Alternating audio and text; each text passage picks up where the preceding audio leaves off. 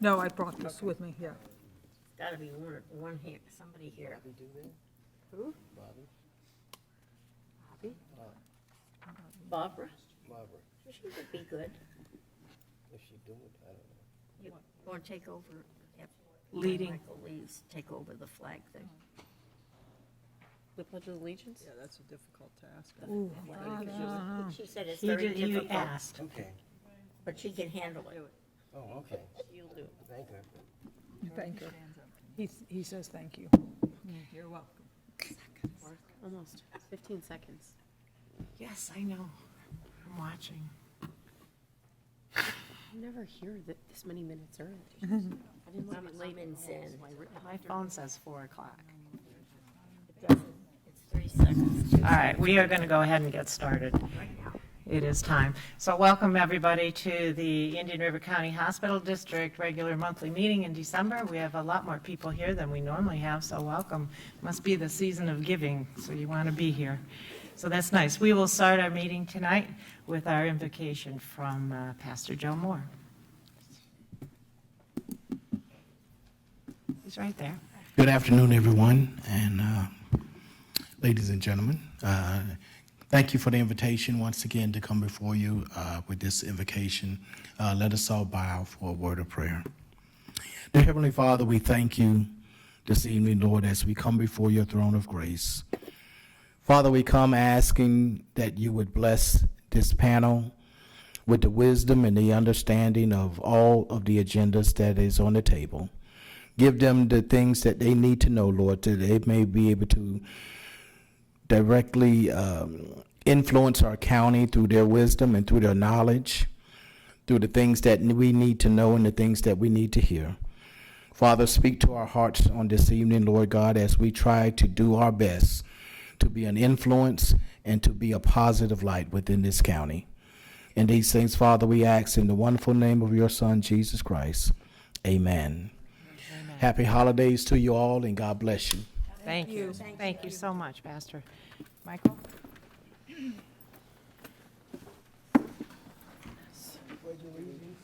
Flag of the United States of America and to the republic for which it stands, one nation, under God, indivisible, with liberty and justice for all. Thank you. Okay, may I hear a motion for approval of the consent agenda of the chairman's meeting minutes dated November 17th, the regular monthly meeting minutes dated November 18th, and a December disbursement of, Mr. Jones? $814,836.69. So move. Second. Okay, all in favor? Aye. So this is kind of a happy, sad moment for us, okay? Michael Weiss, Dr. Michael Weiss, has decided that it's time to spend more time with his wife, and because of health issues that they have. And so after 13 years of being on the hospital district and being a very active member of the hospital district, he has decided that at the end of this month, he will be done on the district. So we are very grateful for everything that you have given us, Michael, and the opportunity. I do have a resolution that I would like to read to everybody. So whereas Michael Weiss, PhD, has served with distinction as a trustee of the Indian River County Hospital District for 13 years, and whereas during his service as a diligent trustee from 2009 to 2021, served as the Assistant Secretary to the Board for 2 years, Secretary to the Board for 6 years, and Vice Chairman of the Board for 2 years. And whereas Dr. Weiss was a conscientious member of the Building and Grounds, Governance, Patient Care Committees of Indian River Medical Center, and an alternate member of the IRMC Finance Committee. And whereas his thoughtful contributions were instrumental in the partnership transaction with Cleveland Clinic, Florida, and whereas Dr. Weiss served on the We Care Foundation Board, bringing governing insight to their membership and returning valuable operational considerations to assist the trustees in funding deliberations. And whereas his thoughtfulness on indigent care issues and compassion relating to the needs of Veterans Services was helpful to both the patients and the taxpayers of Indian River County. And whereas his determination to seek meaningful, accurate data to assist the vulnerable citizens of Indian River County while minimizing taxation to the citizens of Indian River County. And whereas Dr. Weiss's direct participation, personal contributions, and oversight of the overall activities of the district gave insight to the board and provided accountability to the taxpayers. Now therefore, be it hereby resolved by the Board of Trustees of the Indian River County Hospital District that the Board of Trustees, on its own behalf and on behalf of the citizens of Indian River County, and particularly those who are served by the district, express our warm and heartfelt appreciation to Dr. Michael Weiss for his efforts and exemplary service as a member of the Board of Trustees of the Indian River County Hospital District. The undersigned members of the Board of Trustees hereby certify that the foregoing is true and correct resolution duly adopted by the board at the meeting of the said board held today, the 16th day of December, 2021. Michael, it's with great pleasure. Thank you for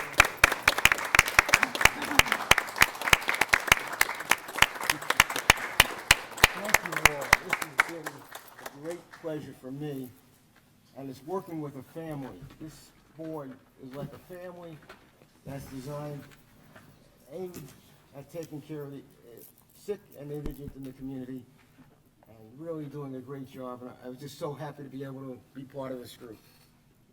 your contributions will be missed. Thank you.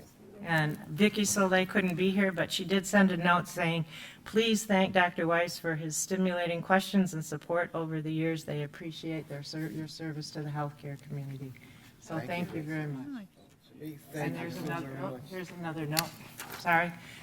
Dear Dr. Weiss, Child Care Resources would like to extend our warmest congratulations on your retirement and heartfelt gratitude for your tireless dedication to the children and families of Indian River County.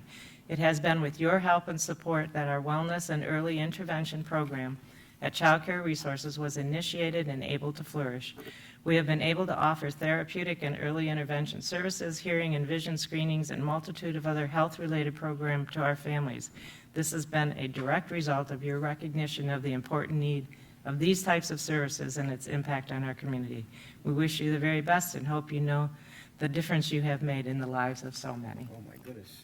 Thank you And so that's a very true much. statement, so thank you, Michael. We really appreciate everything you have done. You will be missed, but we hope you have a great time taking care of each other and relaxing a little bit, because I know this has been a lot on you. Okay? Thank you. I may leave early. You can leave early if you'd like. I have my daughter driving me, and she has other commitments. Okay. And we're going to miss Myra also. And we will miss Myra. That's Every right. meeting. Yes, Myra's been to every meeting. every meeting. We Dr. really White. appreciate this family feeling. I just want to say thank you. In the last 5 years that I've sat on this board, it has been an honor to work beside you in this capacity. goodness. And the decisions that we've all made, and sometimes we agree and sometimes we politely disagree. But we've all had an outstanding time spending with you. Thank you so very much. We really appreciate that. And I'm glad to see the hospital so well represented. And let's face it, if we had not negotiated an arrangement with this hospital, those gentlemen over there, we would have been in really deep trouble in the last 3 years. And I'd like to thank them for their efforts on behalf of the citizens of this county. Well, you were an instrumental part in bringing them in here, so It's a great accomplishment for this board. and It was. I'm very proud of that accomplishment. any other comments from anybody? All right. Thank you, Michael. Thank you very much. Okay, we are going to move on to the district council report. Okay, well, that's a tough act to follow. Dr. Weiss is the sole trustee on the board from the time I was hired, so we will miss you, and it's been quite a ride these last 13 years. I think I've been around for about 12 of them. So we will miss you, but we will keep in touch, I know. As far as my report, I've been working on a few things this month that I've been working on and off these last couple of months. We're still working to finalize the matter with Cleveland Clinic and the VNA's Council. We are also working on something with the county and the Cleveland Clinics Council with regard to floodplain and stormwater code changes that the county may be bringing forward. So we're continuing to work through that and watch that. And when I have more information, I'll bring that before the board in the coming months. Of course, you guys conducted your retreat recently. Unfortunately, I was under the weather that day, but I have talked to Anne Marie about that and look forward to what's going to come out of that as far as our strategic planning for the coming year. Does anyone have any questions for me at this time? Okay. Thank you. Okay, thank you. Our financial statement, Mr. Jones. Thank you, Mary Beth. I too would like to add my congratulations to Dr. Weiss and wish he and Myra the best going forward. And thank you for all of your diligent efforts on behalf of the residents of this county. As far as the treasurer's report is concerned, I've got it in two parts. The first is that we remain in solid financial condition. As Anne Marie's executive director's report pointed out, as of November 30th, the prompt paying Indian River County taxpayer has provided a little over half of the tax revenue anticipated to be received by the district for the entire year. As of that date, the district held about $12.5 million in cash and liquid investments, less the approximately $800,000 just approved for payment, leaving about $11.4 million. Of course, over the next several months, we anticipate receiving another $6.3 million or so. But for perspective, compare all those financial resources to the district's budgeted total expenses for the remainder of the fiscal year of a little less than $10.8 million. So we already have enough funds to fulfill the obligations of the current fiscal year, with more to come. The second, you might call this doing more and better with less. I'd like to share a little broad perspective about the district's progress in the last several years. In 2016, the millage rate to fund the district's operating budget was a little over 0.99 mils. This year's millage is 0.7144, a decrease of about 28% over the last few years. At the same time, our hospital's operations, as was mentioned earlier, were assumed by Cleveland Clinic, rated the #2 healthcare provider in the U.S., and our hospital has moved from a 2-star rated hospital to a 4-star rated hospital, principally in terms of patient outcomes. And that measurement's by the Center for Medicare and Medicaid Services. In addition, the Gifford Health Center has expanded from a limited service pediatric clinic to a full service primary care facility with some pharmaceutical services. Treasure Coast Community Health has overseen this expansion and added other facilities for primary care, dental care, and behavioral health capabilities in order to serve more patients more conveniently. The district now supports more healthcare facility operations it did not support in 2016, including whole family health, which incidentally made a big difference in the COVID vaccinations among many other services they provide, including Healthy Start, being added to the Partners in Women's Health program and have a direct, beneficial, and measurable impact on improved infant mortality results. We've also added substance abuse care through Phoenix Rising and substance awareness, behavioral health services to schools through Tykes and Teens, healthcare coordination for Hope for Family Center residents, and there are many other things that could be added to this list. So it seems evident the residents of Indian River County are receiving more and even better care services, while the millage has actually dropped materially for the taxpayer. So the district is currently exploring how to further improve the health of residents in the county, regardless of income, in a way that is directly accountable through metrics tied not only to the efficient delivery of care, but to treatment that is effective and helping patients live a better and healthier life. So we're in good financial shape to continue this progress. And I'd like to thank all the trustees, and particularly Dr. Michael Weiss as he departs, for the participation in what I call better for even less. Thank you. That's my report.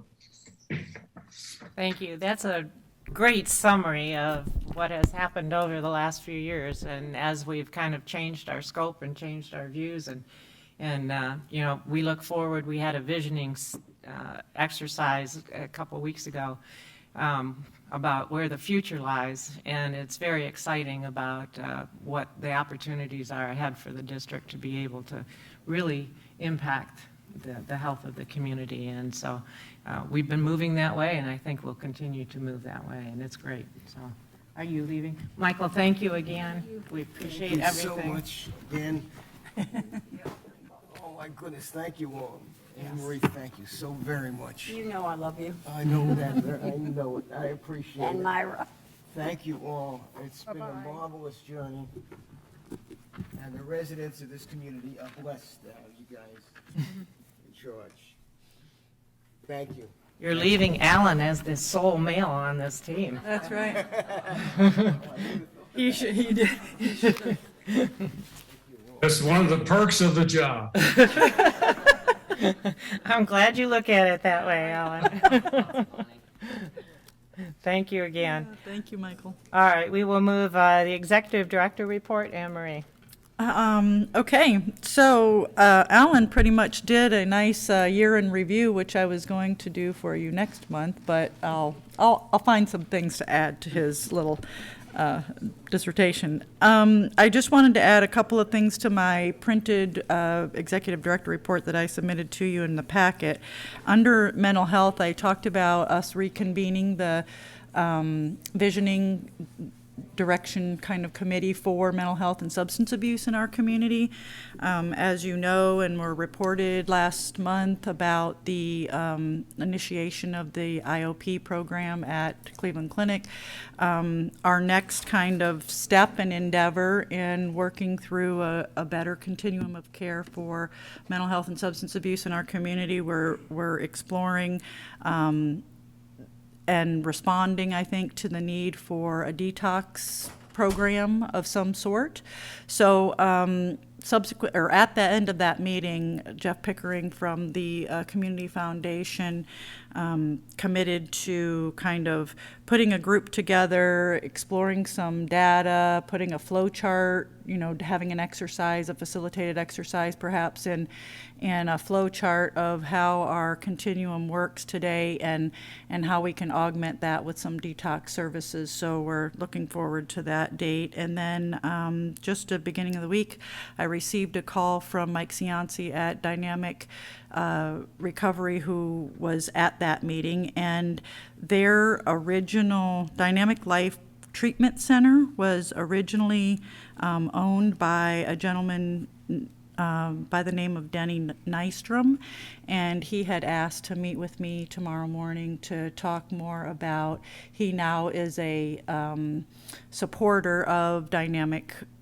Life, and so he would like to see how he can get involved and maybe bring some of his expertise and funding perhaps to that endeavor for the detox facility and or services. Also attended Tuesday evening the Gifford Health Council meeting, and you often receive the minutes for that meeting, but it was kind of Freddie did a round out of a year-end meeting, and Dawn and I were both in attendance at that. It's still a Zoom meeting, but there was a pretty robust discussion about and presentation by Treasure Coast Community Health, who has indicated that their volumes are up significantly. The no-show rate is down significantly. People are keeping their appointments. People are showing up again.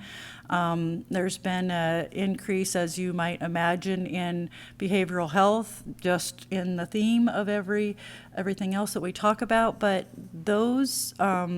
that community is very thankful, particularly to the district, for bringing up that Gifford Health Center, the services that are being provided there, the administration and care, if you will, given, and outreach within the community of Treasure Coast Community Health. They're very excited. They're happy. They wanted you to know that they appreciate us continuing to work at that partnership in keeping those services there and augmenting those services. To that, you approved in your budget for us to, and we let them know that we are replacing the roof for the Gifford Health Center. It is 18 years old now, and so they've been having some issues with that. We're going to replace the roof there and then swap out all of the air conditioner units this year too. So they're thankful for us to keep up that building. So I just wanted you to know that, and relay that back to you, that they are really excited about, and that facility is being used more and more. They've added the pharmacy. They've added now some, starting to add some ophthalmology kind of services in there. And then the We Care program is going to move out of that building at the end of the month and back into the health department in January. They have a new model, as has been described to you, and as that is more of a referral service and less of a clinical service, that clinical space can be used to grow some services for the community in the clinic aspect, as opposed to having those referral services happening within the clinic. So they're going to move back into the health department January 1, freeing up that space for Treasure Coast. So those are, I think, some additions to what we've been talking about. It's good. A lot of change happening. And Yep. it's, a lot For of the better. positive change. I know the concern was, when Treasure Coast went in there, would people come and would the volume come back? It's a trust factor, and I It's the think trust factor. they've come to Yeah. realize it's Yeah. for them, and Yeah. good. And with the expansion of services there too, I mean, that's a It real, was a change, and they adapted to it, and it's yeah, fine. that's good. It's all good. And good, TCCH, they've just done an amazing job, and They've done a phenomenal job with it, absolutely. Oh, I did forget to add. Tomorrow, they also have a partnership, with the community schools program through Dodgertown Elementary. Treasure Coast is providing for that. They have collected through all of their Treasure Coast sites, and particularly that Gifford site, gifts for all of the children. So they are delivering to Dodgertown Elementary tomorrow at 9 a.m., ensuring that every child leaves the school that day with a gift for the holidays. So we thought that was pretty cool. Nice. Who's doing that? Yeah. Treasure Coast is doing that through the community school program. nice. That's great. Thank you. Now we have Cleveland Clinic, Indian River. Dr. Rosenkrantz, thank you. You brought the whole team. Thank you, and we are a team, so I think it's fair that they It's good. come and be recognized. I'm going to have them stand up. Dr. Peter, Chief Medical Officer, Warren Fuller, Chief Financial Officer, Chuck Mackett, Chief of Staff, Pam Burchell, Human Resources, Dr. Ralph Turner, Chief Operating Officer. Thank you for allowing us to present our report today. It's a privilege to be here. It's a privilege to do what we do on a daily basis for our community. I'm going to outline a few things, including the scope of services offered or what we're contemplating, the quality goals and benchmarks and achievement rates, the extent, types, and value of indigent care that we've provided through November of this year, capital spending both for 2021, and then a brief comment about what we've been approved for 2022, as well as comments on COVID and a brief comment on finances towards the end. I'll start with COVID. Thus far this year, As of early December, we have administered 26,700 COVID vaccines as a facility. We've cared for 1,170 COVID inpatients this year, predominantly in the months of July, August, September, and October of this year. I am happy to report that the county positivity rate's about 3.5% this week. It's a slight increase from 2.5% on the prior week, so we'll keep an eye on that, but it's well below the 5% threshold that we monitor for closely. So that's good news for all of us. We have a number of focus areas for our core services, obviously cardiovascular care, oncology care, neurosciences, orthopedics, and primary care remains critical to our mission and to the care for the residents of this county and the region. New services that we offer, effective currently, are an integrated breast program, which provides comprehensive approach to breast cancer care for the women in this area. Head and neck oncology, which we have been offering for the past year. Dr. Brian Berkey leads that, and he's very busy. We are now recruiting for a second head and neck oncologist specifically, not only for this community, but as a regional referral source across the Treasure Coast. Bariatric surgery will start up in 2022.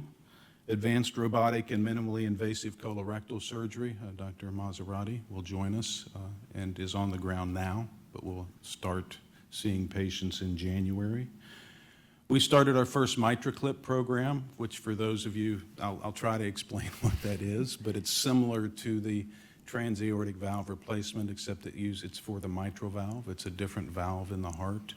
And so we started that this year, and so we're both doing transaortic valve and non-invasive mitral valve repair and replacement. We do 2 new procedures. One's called Shockwave. It's sort of like lithotripsy on a coronary artery to break up the calcium and improve the flow for those with coronary artery disease.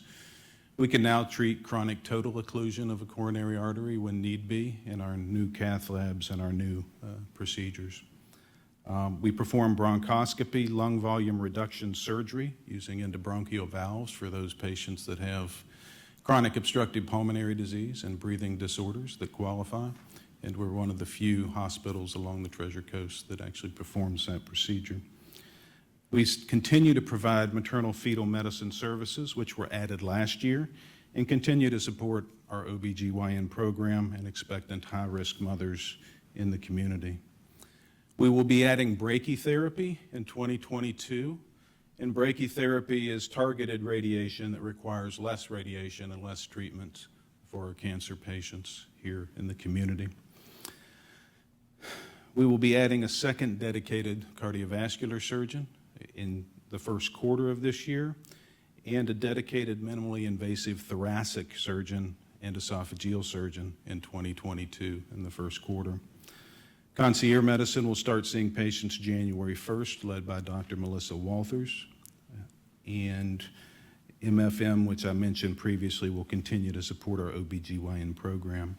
In addition to MFM, we've successfully recruited an additional OBGYN physician, Dr. Crystal Taylor, who's a graduate of the Florida State School of Medicine and the UT Houston residency, and are recruiting additional physicians as we develop our inpatient laborist model for our expectant mothers to go along with our renovation of the women's health floors in our facility.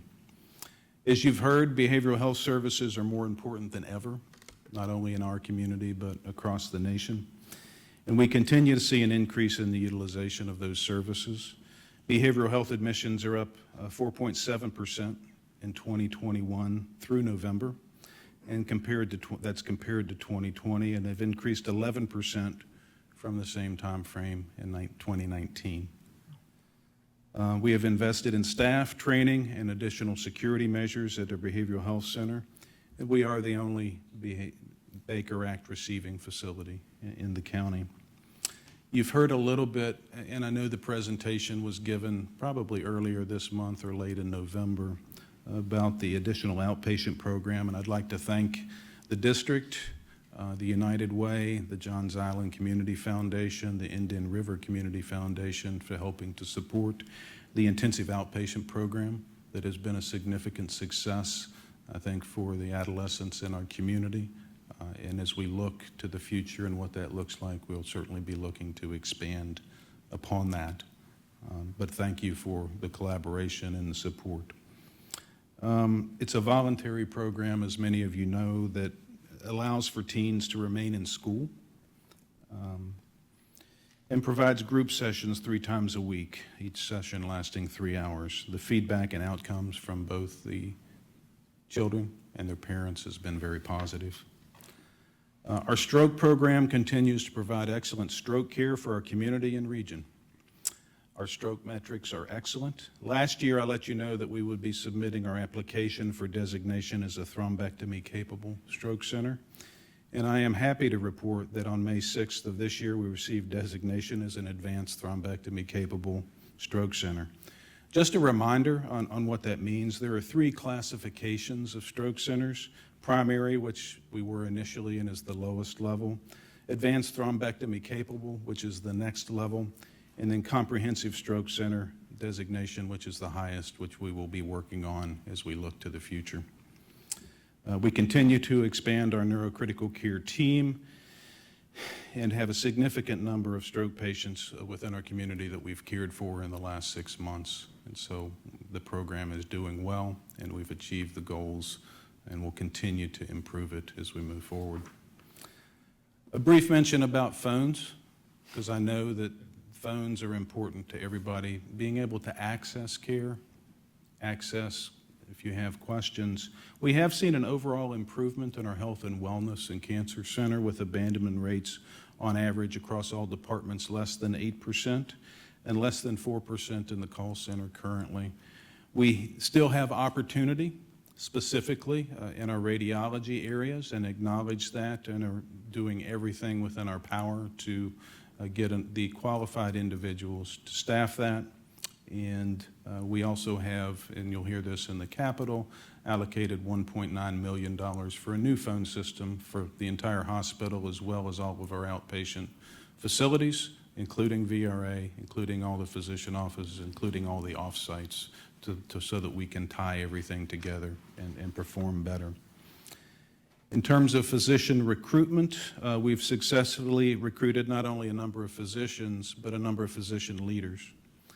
The new director of the Scully Welch Cancer Center, Dr. Anastasia Tusimas, is on board and also leads the surgical breast oncology program that I described to you earlier. She comes to us from Georgetown, where she was a director of their breast cancer center.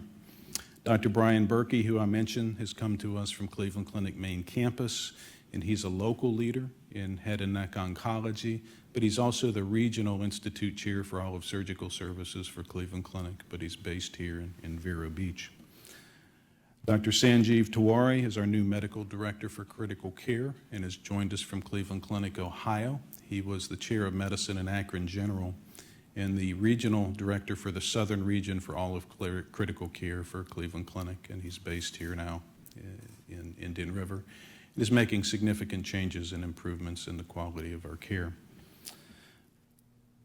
Dr. Rochelle Rosian is an example.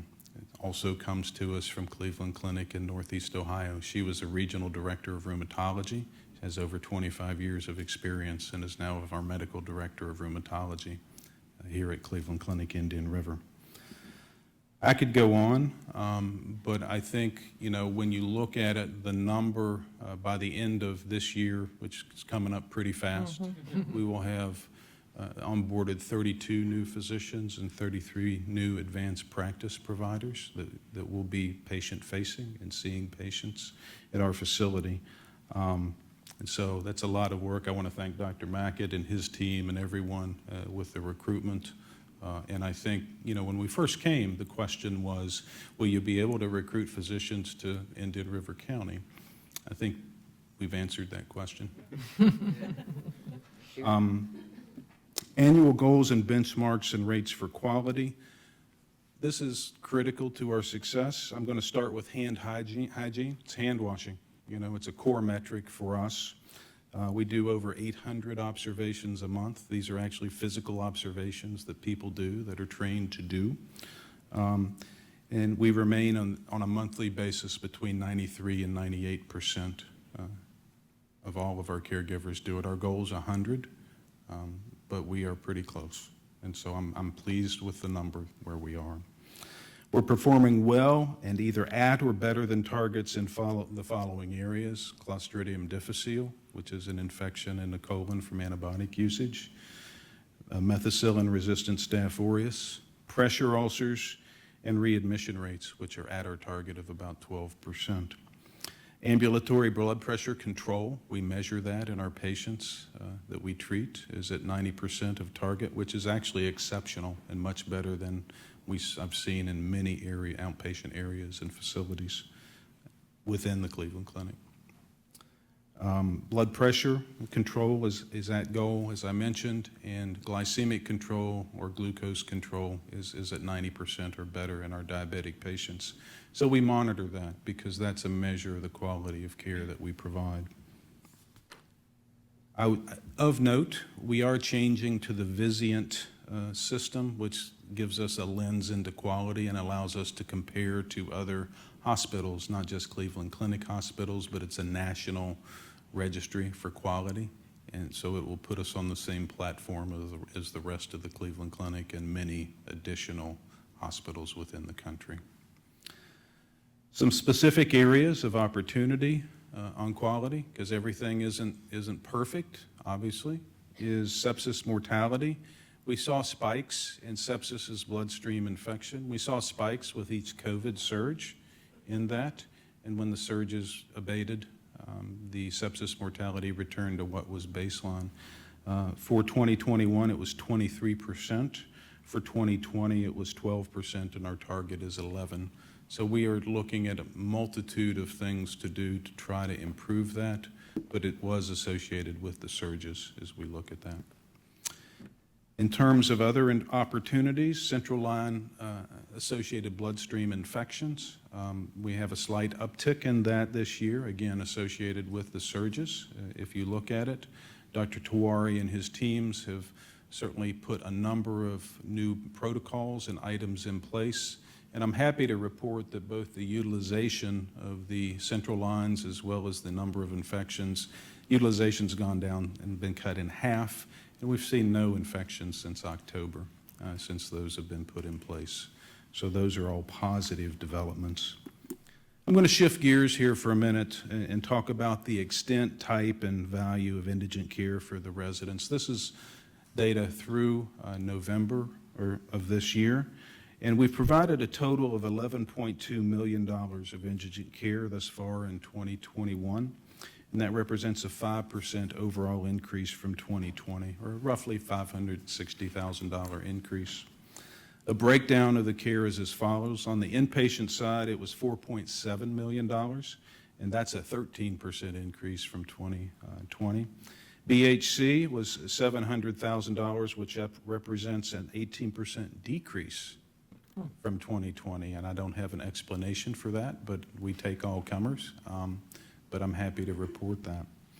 The emergency room provided $1.6 million in charity care in 2021, and that represents a 2% decrease from 2020.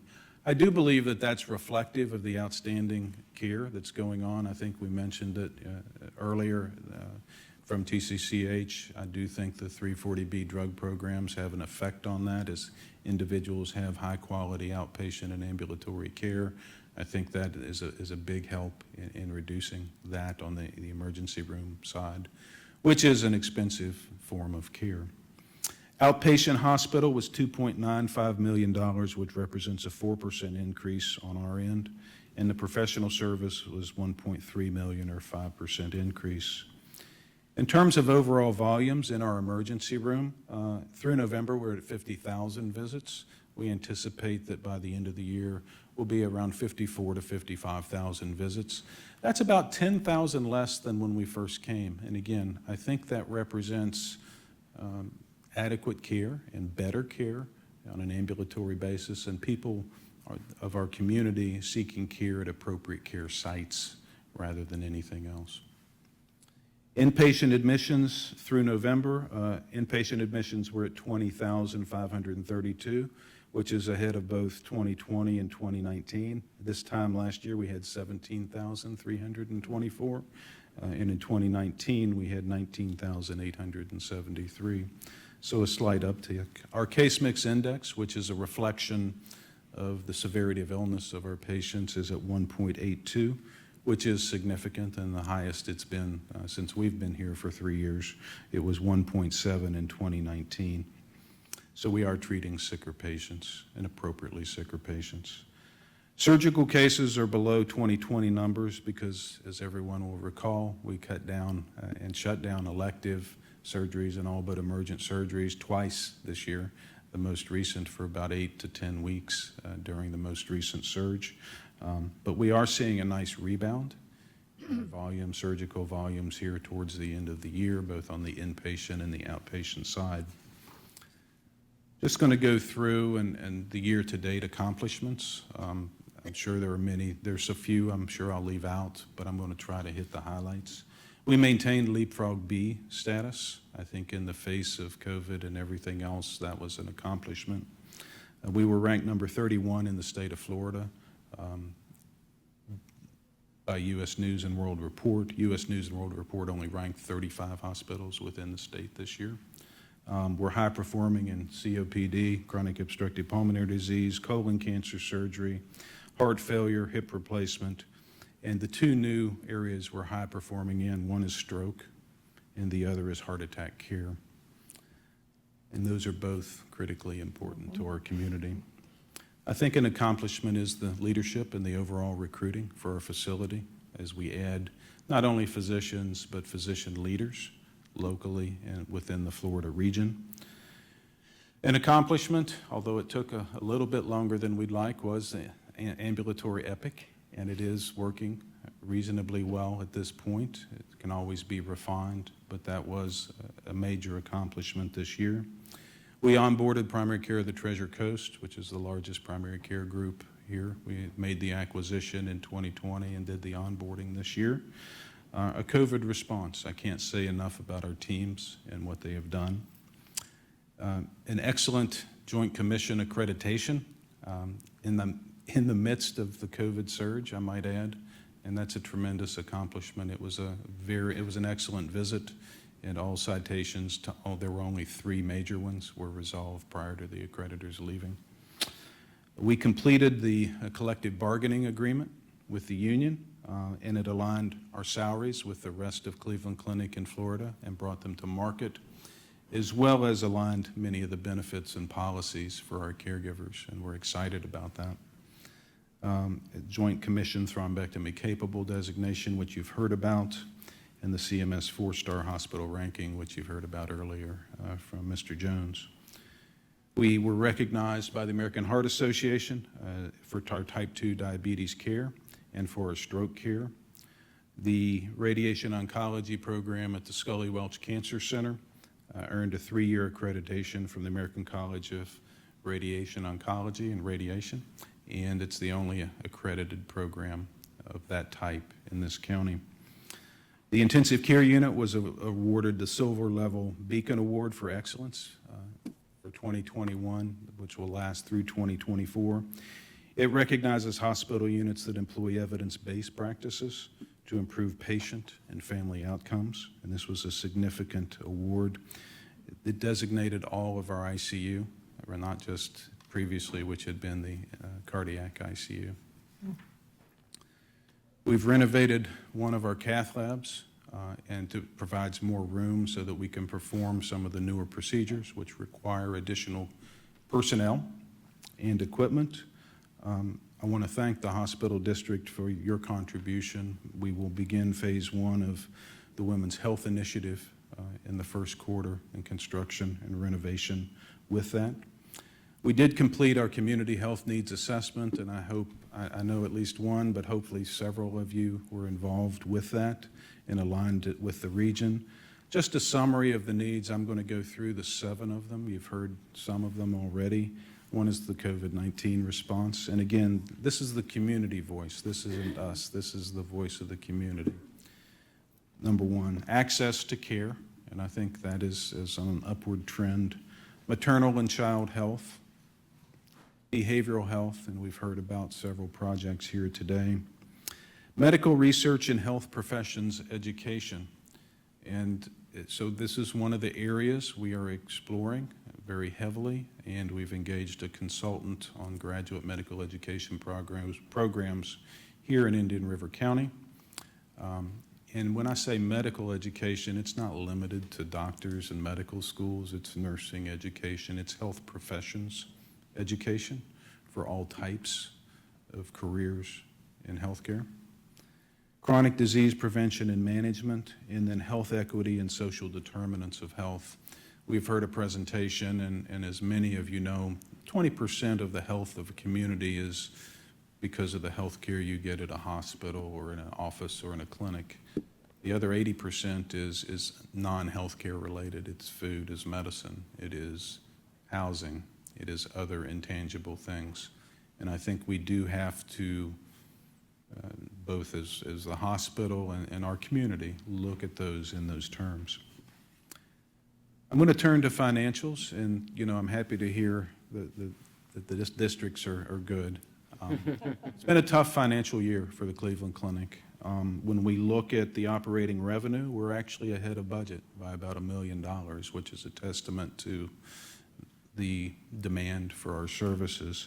But when we look at our operating expenses, they're about $41 million ahead of where they should be. And the basis for that is 80% of that is staffing, wages, salaries, and benefits to staff the hospital during the COVID surge. We're not unique in that. I mean, it's across all hospitals and where we are. But when taken in toto, our operating income through November is a negative $29 million. So that's the news that I want you to hear. But we view that as an investment. We view that as an investment in our community, in our hospital, in our caregivers. And despite the financials, recently we gave a $1,000 gift of gratitude to all of our caregivers, whether they were full-time, part-time, per diem, what have you. And that wasn't just at Indian River, that was all 67,000 Cleveland Clinic caregivers. And earlier in the year, we gave a $500 gift of gratitude to all of our caregivers, I believe in April. It's an investment. It's an investment in our community and in our people. I'm going to turn to capital expenditures in 2021. We will have spent by year end $20.7 million for capital upgrades, and we've been approved for $45.5 million for additional capital upgrades in 2022. So that's a significant number. Some of the items that we will be doing are replacing the CT simulator and a TrueBeam for a radiation oncology program. We will go ahead and replace an additional angiography suite, Suite 5. We'll renovate our second cath lab so that we will have them identical. Telephone replacement system, which I've mentioned, is $1.9 million in the women's health area. So we're also going to do $15 million to upgrade the electrical system and another $5 to $7 million to upgrade clinical space. The hospital was built in 1974, and many of the technological things that we needs to have redundancy and a better electrical grid and system. So a lot of that infrastructure will take place. And with that, I'm going to end my report. Well, I, for one, want to thank you and the whole team, because it does take a whole team. And, the last 3 years have been rather extraordinary with everything that has gone on with COVID. The fact that you are $41 million out tells me, thank goodness that you're here, okay? And Cleveland Clinic can weather that, because our hospital could never have weathered that. I mean, the community hospital. So the talent that you're bringing in is incredible. The new services that you're bringing in this small community are wonderful. I know that that takes a lot of work to bring people here. I think there's a lot of good things. We've had a few hiccups, I guess. The phone system certainly was one. And Epic was I know it was a tough go-live for people. You have that coming up this year too, right? We do. For inpatient? It is coming up for the inpatient hospital and the remainder of the system, anticipated sometime in the third quarter of 2022. So we will look forward to that and hope it's good. But I, for one, just want to thank you all for being here and for the blood, sweat, and tears that the whole group has had, the whole team has had. Thank you. Any other comments from trustees? Thank you. Thank you very much. Wonderful report, very thorough, very thorough. I have just one question. We all are experiencing shortages. Any comments about shortage of nurses or any other staffing situations that you're So enduring? we are fully staffed, but we're fully staffed because we are paying premium labor for travelers. And so I think as you see, surges of COVID hit different parts of the country at different time, it affects us all. And we're looking at a lot of different innovative ways to attract and retain full-time staff here locally, not just with salaries. Thank you. There is a question that has come up to the district, which was the room renovation prior to Cleveland coming in and where that stands, right? Sure. We put that on hold when we came. I think the room renovation, we're not going to combine rooms at this point. We do have some room refresh going on. Dr. Turner's in the back. Ralph, do you want to comment on that a little bit? But it'll be the overall facility has got to be part of the facility master plan. But Ralph, do you want to comment? Good evening, everyone. That is true. So we do, we like to call update and powder program, go through paint, floor, ceiling tiles, but we're not expanding the size of the rooms. We are doing a major facilities master plan to determine exactly how we go about renovating rooms. Do we add a new tower or whatever the case may be? Because like Dr. Rosenkrantz said, this is a 1974 building. And we need to understand exactly how much our investment, what's the return on investment, so we can make sure we grow wisely with that building. So that process is actually, we have a request for proposal out. Companies have submitted their proposals, and we will be vetting those early next year. Good, thank you. Alan, do you have any questions or comments? I'd just like to add my thanks to Dr. Rosenkrantz and Dr. Turner and the entire team. Going from 2 stars to 4 stars in the limited time you've been here is an amazing achievement. And even though I guess there have been some hiccups, as Mary Beth mentioned, particularly with the phone system, the important thing is how patients are treated and what their outcomes are, and that's what that star rating represents. So congratulations on that. I did have a question. Did I hear you say something about concierge services for primary care beginning January 1st, or did I misunderstand? You heard me correctly. Yes. Not all primary care. Not all primary care. We have a single primary care physician that will begin that service January 1st. Okay. Just going to be one?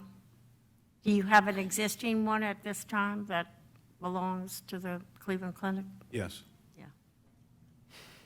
Okay. Hopefully, because starting January 1, they better be here, right?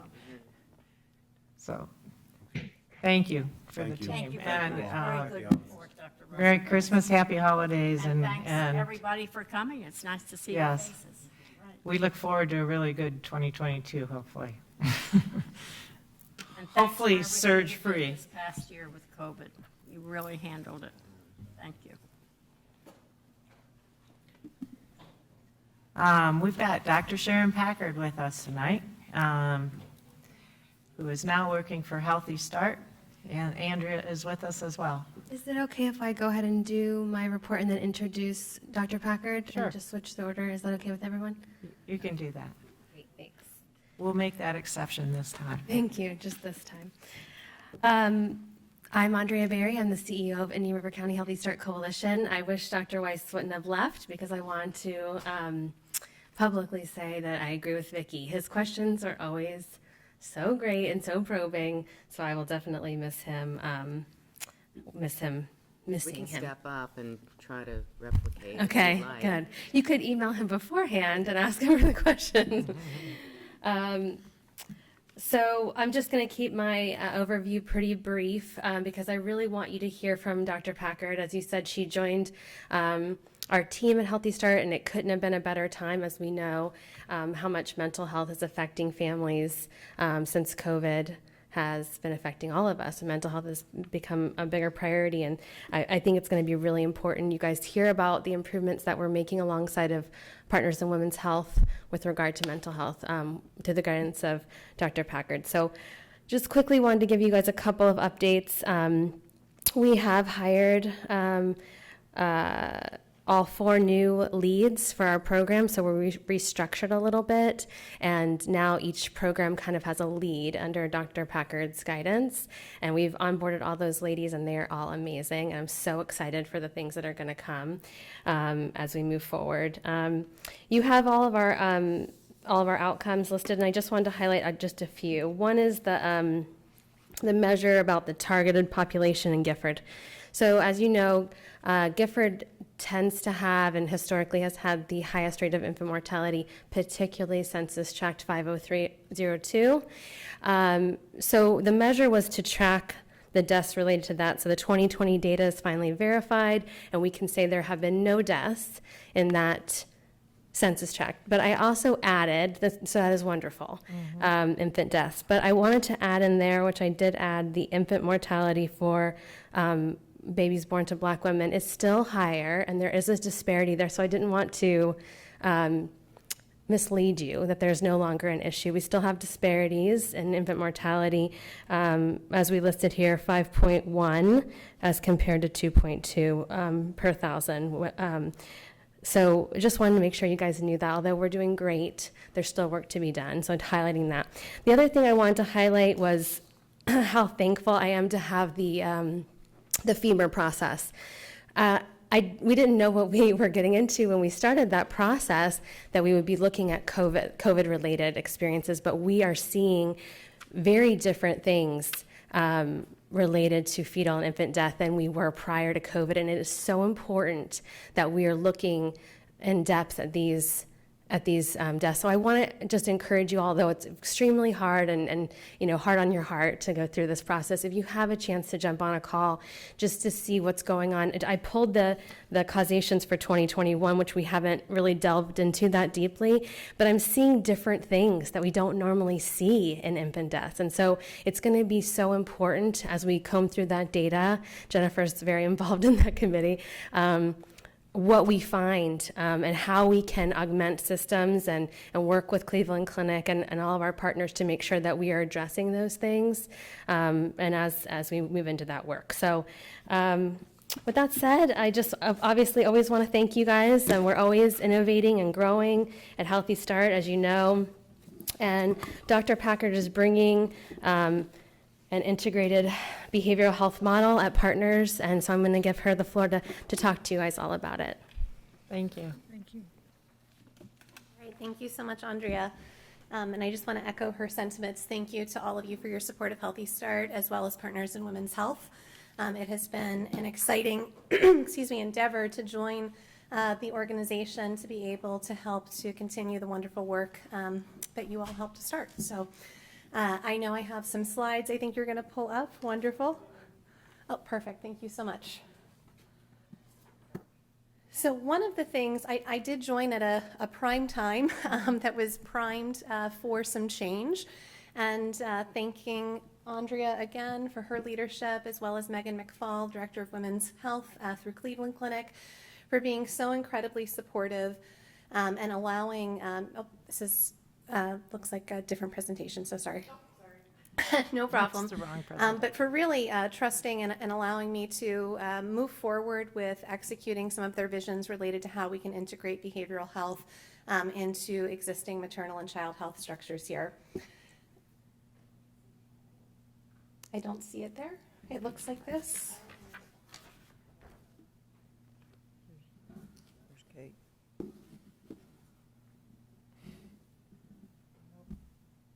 Nope. Escape, maybe?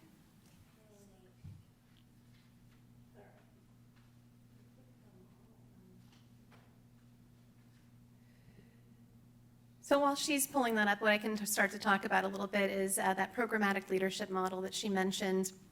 One of the things that we were thrilled to do when I joined, we had the opportunity to onboard new maternity navigators who coordinate our coordinated intake and referral process.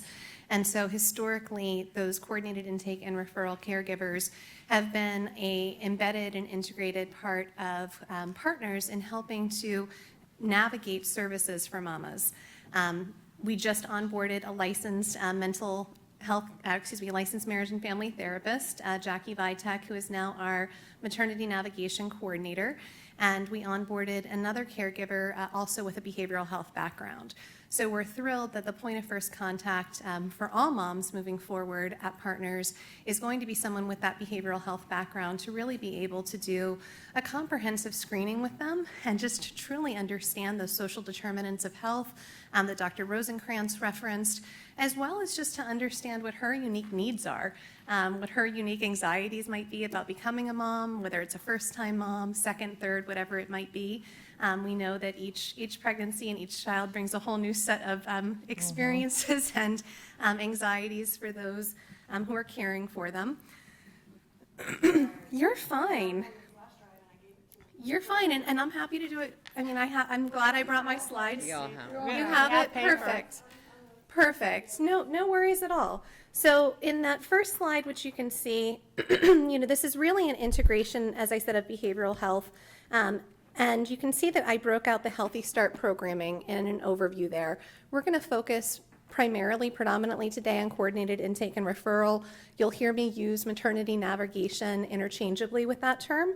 But I also just want to highlight the other services, just to remind you, we have phenomenal home visitation programs that are offered through Healthy Start, as well as through Tykes and Teens Healthy Families program. We offer childbirth education. We offer lactation services, so breastfeeding support to all moms at no cost in our community, both bedside and postpartum. And then we have a number of different contracted intervention services. So we're super proud of the work with our doula program. And again, a credit to Andrea's innovation. We're getting a lot of statewide recognition for that. And we know that doulas have a really positive impact on our outcomes when we look at things like birth weight, when we look at C-section rates, breastfeeding initiation, and all of those factors feed directly into infant health. And then, of course, mental health, which is where we're going to focus today. So on that next slide, which looks like this, behavioral health integration, this is really a first step toward what they call a collaborative care model. So we were able to spend some time really looking at evidence-based best practices and what would make the most sense in our community when we started to think about integration in an OBGYN setting. And the collaborative care model, most of the research reviewed comes out of the University of Washington. So this is an adapted model, and it's a first step, but it's a very important one. And again, I just want to thank Partners in Women's Health, their physicians, Dr. Begay and his team, as well as Megan McFall for their incredible support. Without their partnership, what I'm about to present would not be possible. So what we're so excited to tell you is that this new model will allow Healthy Start, those maternity navigators, to truly serve as a point of first contact.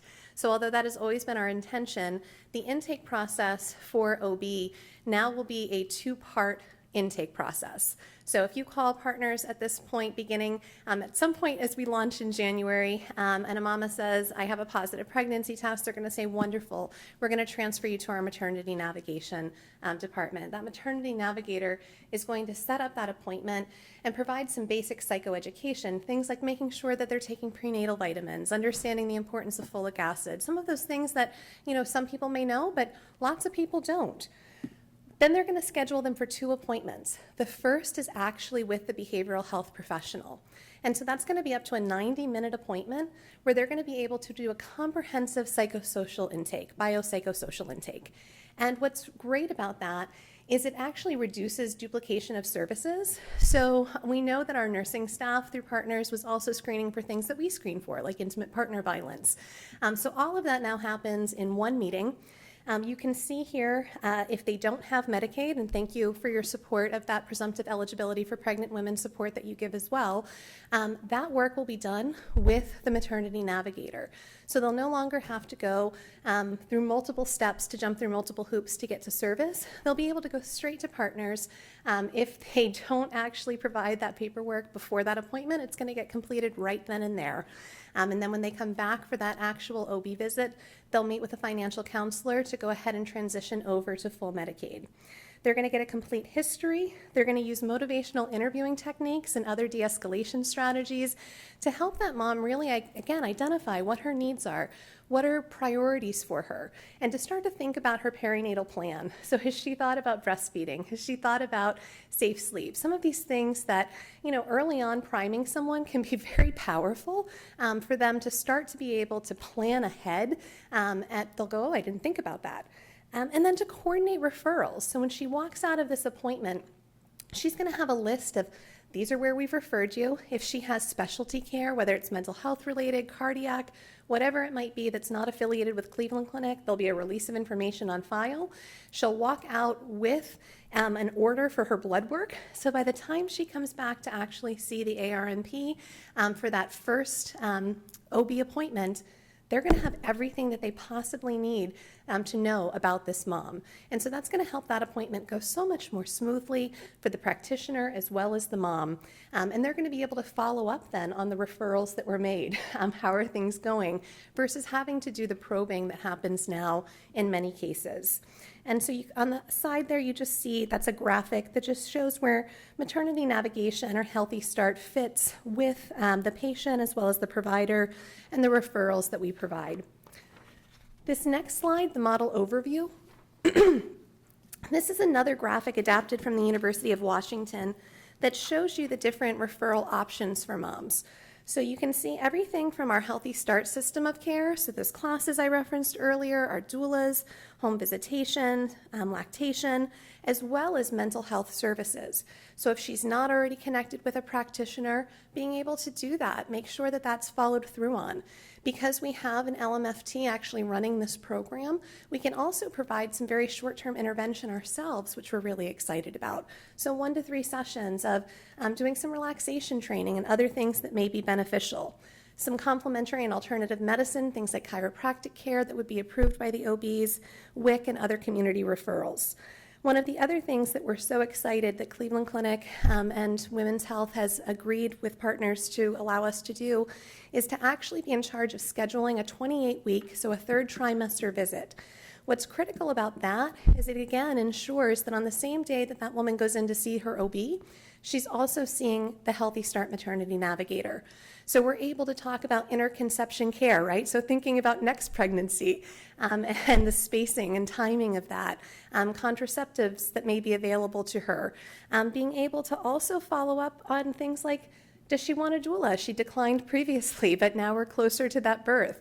Has she started those childbirth education classes, reminding her of our nurse home visitation program postpartum? All of those things, again, priming her as she gets closer to her due date.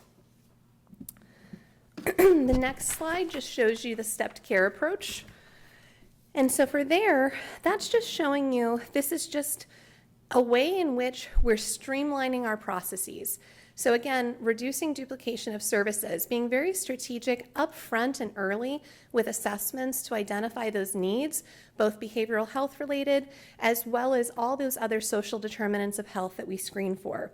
So for mamas who are falling within that so-called normal range or showing some mild symptomatology, they're able to engage in family and community support that we can reinforce. We can refer them again to childbirth education, our doulas, lactation, postpartum nurse home visit, and other resource referrals.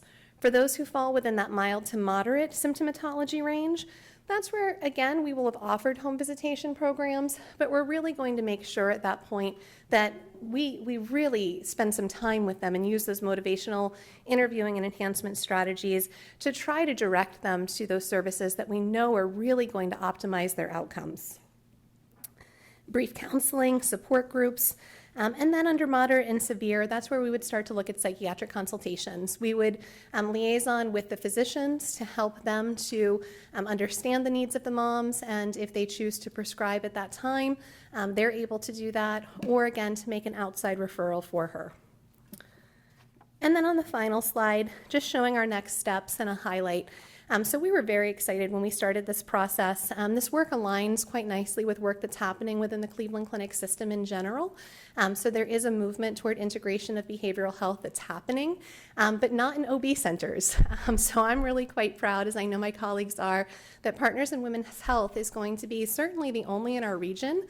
We believe we are the only Healthy Start, and possibly one of the onlys in the state of Florida to actually integrate behavioral health in this way, to have not only a liaison available within the OB center, but to truly have that first point of contact and that follow-up at 28 weeks happen with a behavioral health professional. So our next steps, looking at things like Epic integration. We're super excited that Epic is there in outpatient and will be coming inpatient. That's going to allow us to really, again, be a one-stop shop so that maternity navigator is scheduling. They're ensuring that the content that's necessary for the OB providers is there for continuity of care. It's also going to open up some billing, which is also, i.e., sustainability efforts for us, which we're really excited about. We are currently working with Partners in Women's Health on training our staff to ensure that they can fulfill the needs of the current intake process. So again, things like the screenings for social determinants, medical history, all of those things that currently happen so that we don't duplicate those efforts and our staff are adequately trained. We'll be moving into pilot testing soon, which we're excited about, to work out any kinks or things that we may not have anticipated. And then collaboration with behavioral health. So we've started conversations within Cleveland Clinic, as well as with community partners, about the need for perinatal mental health experts. So folks who are used to working with pregnant mamas. One of the things that's so unique about this population is by the time we actually see a woman who's pregnant, she's probably somewhere between 10 and 12 weeks. So if you think about it, at most, we have 30 weeks to get this right, right, before a baby is here. That's not a lot of time when you think about current wait lists, when you think about trying to connect her with a provider who has the expertise necessary to meet her needs, especially when you start to talk about psychiatric care. So one of the missing links here that we will continue to explore to move toward a true collaborative care model is psychiatric consultation with a psychiatrist who's very comfortable working with that perinatal population and is capable of taking those consultations within a time frame that meets the needs of the mom. So that is all I have for you. I'm happy to answer any questions that you might have. Where were you 50 years ago? Yeah, really. 30 years. No, you're fine. I I'm think glad I it's, brought that slide. personally, I think it's very exciting. I mean, because we talk about all the issues with mental health and all that, and if you start in the womb, okay, and you can get it right and get, the mom and the baby on the right track and everything else, then, I mean, instead of starting with 100%. people that are in trouble now, I mean, we got to help them too, but, I mean, if we can start that whole process, maybe we can It's a wonderful make a big difference. I'm just really impressed how innovative you guys are. I have to say that, you're on the forefront, and that's wonderful, and what a great thing it is for this community and for, mothers and babies. And like Anne Marie said, not 50 years ago, but I wish you guys were around when I had mine, because I was a lost soul. So great. I mean, I'm a nurse, and I brought that first baby home, and she cried, and I didn't know what to do with it. I had no clue at that time. So, but all of this support is very, very wonderful. Well, thank you. Thank you. We're excited, and we know that this work is a first, necessary step in truly continuing the great work that's been done to implement generational changes like you're referencing. So thank you. Yes, Thank you Thank you. very much. it's good stuff.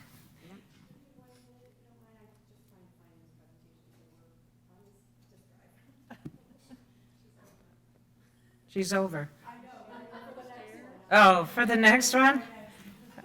Next, we have Pat Nipper for Visiting Nurse Association. And Pat's on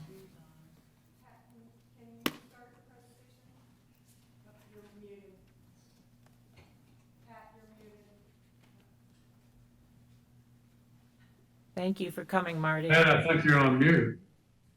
I'm so sorry. Good afternoon, trustees. We're happy to be here to talk about the VNA's report, semi-annual report for April 1 through September 30th of 2021. I know you're having some challenges with the slide presentation. If you like, I could run mine if someone gives me permission to run it, or I can just, read from my own slides. I know you all have the report. What would you prefer? You have to give permission. Go to the advanced sharing option. Why don't you just go ahead and get started though, Pat, okay? In the interest of. Sure, I'd be happy to do that. So before I get started, I'd just like to thank the district for the opportunity to be here today, for your continued support, which we greatly value at the VNA. I'm joined today by my colleagues, Dan Bach, who is our Chief Financial Officer, Kathy Orton, who is our Vice President of Clinical Services and Executive Director of our Hospice Program, Ed Lowe, who is our Vice President of Home Health. He's new with us, and Mariah Sakalaris, who is our Administrative Manager for the Community Health Services Program. And I just want to give a shout out to all VNA nurses and caregivers who continue to serve during this challenging time to give patients the best quality of care that we can. I wanted to talk about a couple of highlights over the last 6 months. We finished a $2.1 million hospice house renovation. Those are completed, and that included a new parking space so that we have more parking for people that want to visit the hospice house. That was money was provided by donors to the VNA and Hospice Foundation, and we're very grateful for that. We still maintain a 12-bed hospice house, which is really lovely. It had needed to be renovated. It had been about 20 years since we opened the hospice house, and after the first of the year, depending on the COVID situation, we of course would welcome you to come over and do a tour of the hospice house if you're interested. Also, this past year, VNA launched in partnership with Senior Resource Association and the Health Department, as you know, a COVID-19 vaccine program for the homebound. That program continues today with Moderna and the Pfizer vaccines. We've administered now close to 450 vaccines in over 200 plus home visits. So we're very excited to be able to continue that. And we're also continuing it not just for the COVID vaccines, but also for the flu vaccines, excuse me, as well as some patients who have asked us to deliver a pneumonia vaccine. So we're expanding our vaccine program to really be able to help people that are homebound, both in the short term as well as the long term. We also welcomed Ed Lowe, who is our new, as I said, VP of our home health program, overseeing both home health and private care. Ed brings a very robust background as both a clinician, he was a nurse anesthetist, and a business strategist with a wealth of experience in home health. So we're very excited to have Ed on our team. And he must have had to take a call, but he is here physically. So hopefully you can see him. I don't need to stop and show the slides if you're okay with that, or I could pull them up, either way. You should be able to hear now. I'll just pull them up quickly. There you go.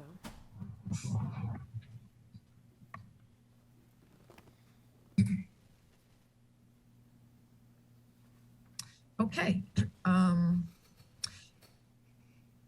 So we also wanted to say that we were privileged. Dr. Rosenkrantz talked about the initiative of 26,000 COVID vaccines this year that the Cleveland Clinic administered. And we were privileged to be asked by the Cleveland Clinic to help step up in a public health crisis to administer those vaccines alongside them. And we were very happy to do that. So I'm going to talk a little bit now about the funding review in general. We were budgeted for $325,000 for funding that the district provided to us for home health. We used less than that, about $201,000. Very similar to last year. In fiscal year 2020, we actually used 194,000 of those dollars.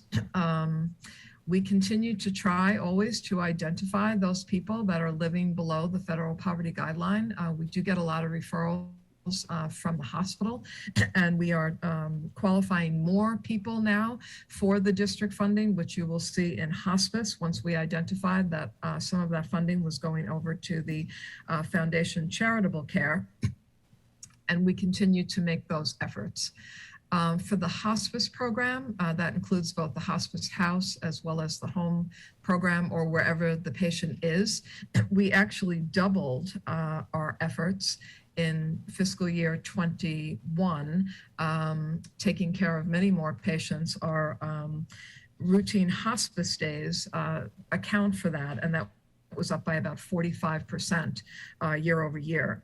So where last year we used approximately $50,000 of the funding that the district provided for us, this year we've doubled that using more than $100,000 of that funding. And so we're very pleased that we've been able to reach more patients that need that care living below the federal poverty guideline with our hospice program. And of course, the mobile clinic funding was utilized for on a monthly basis to run our mobile clinic.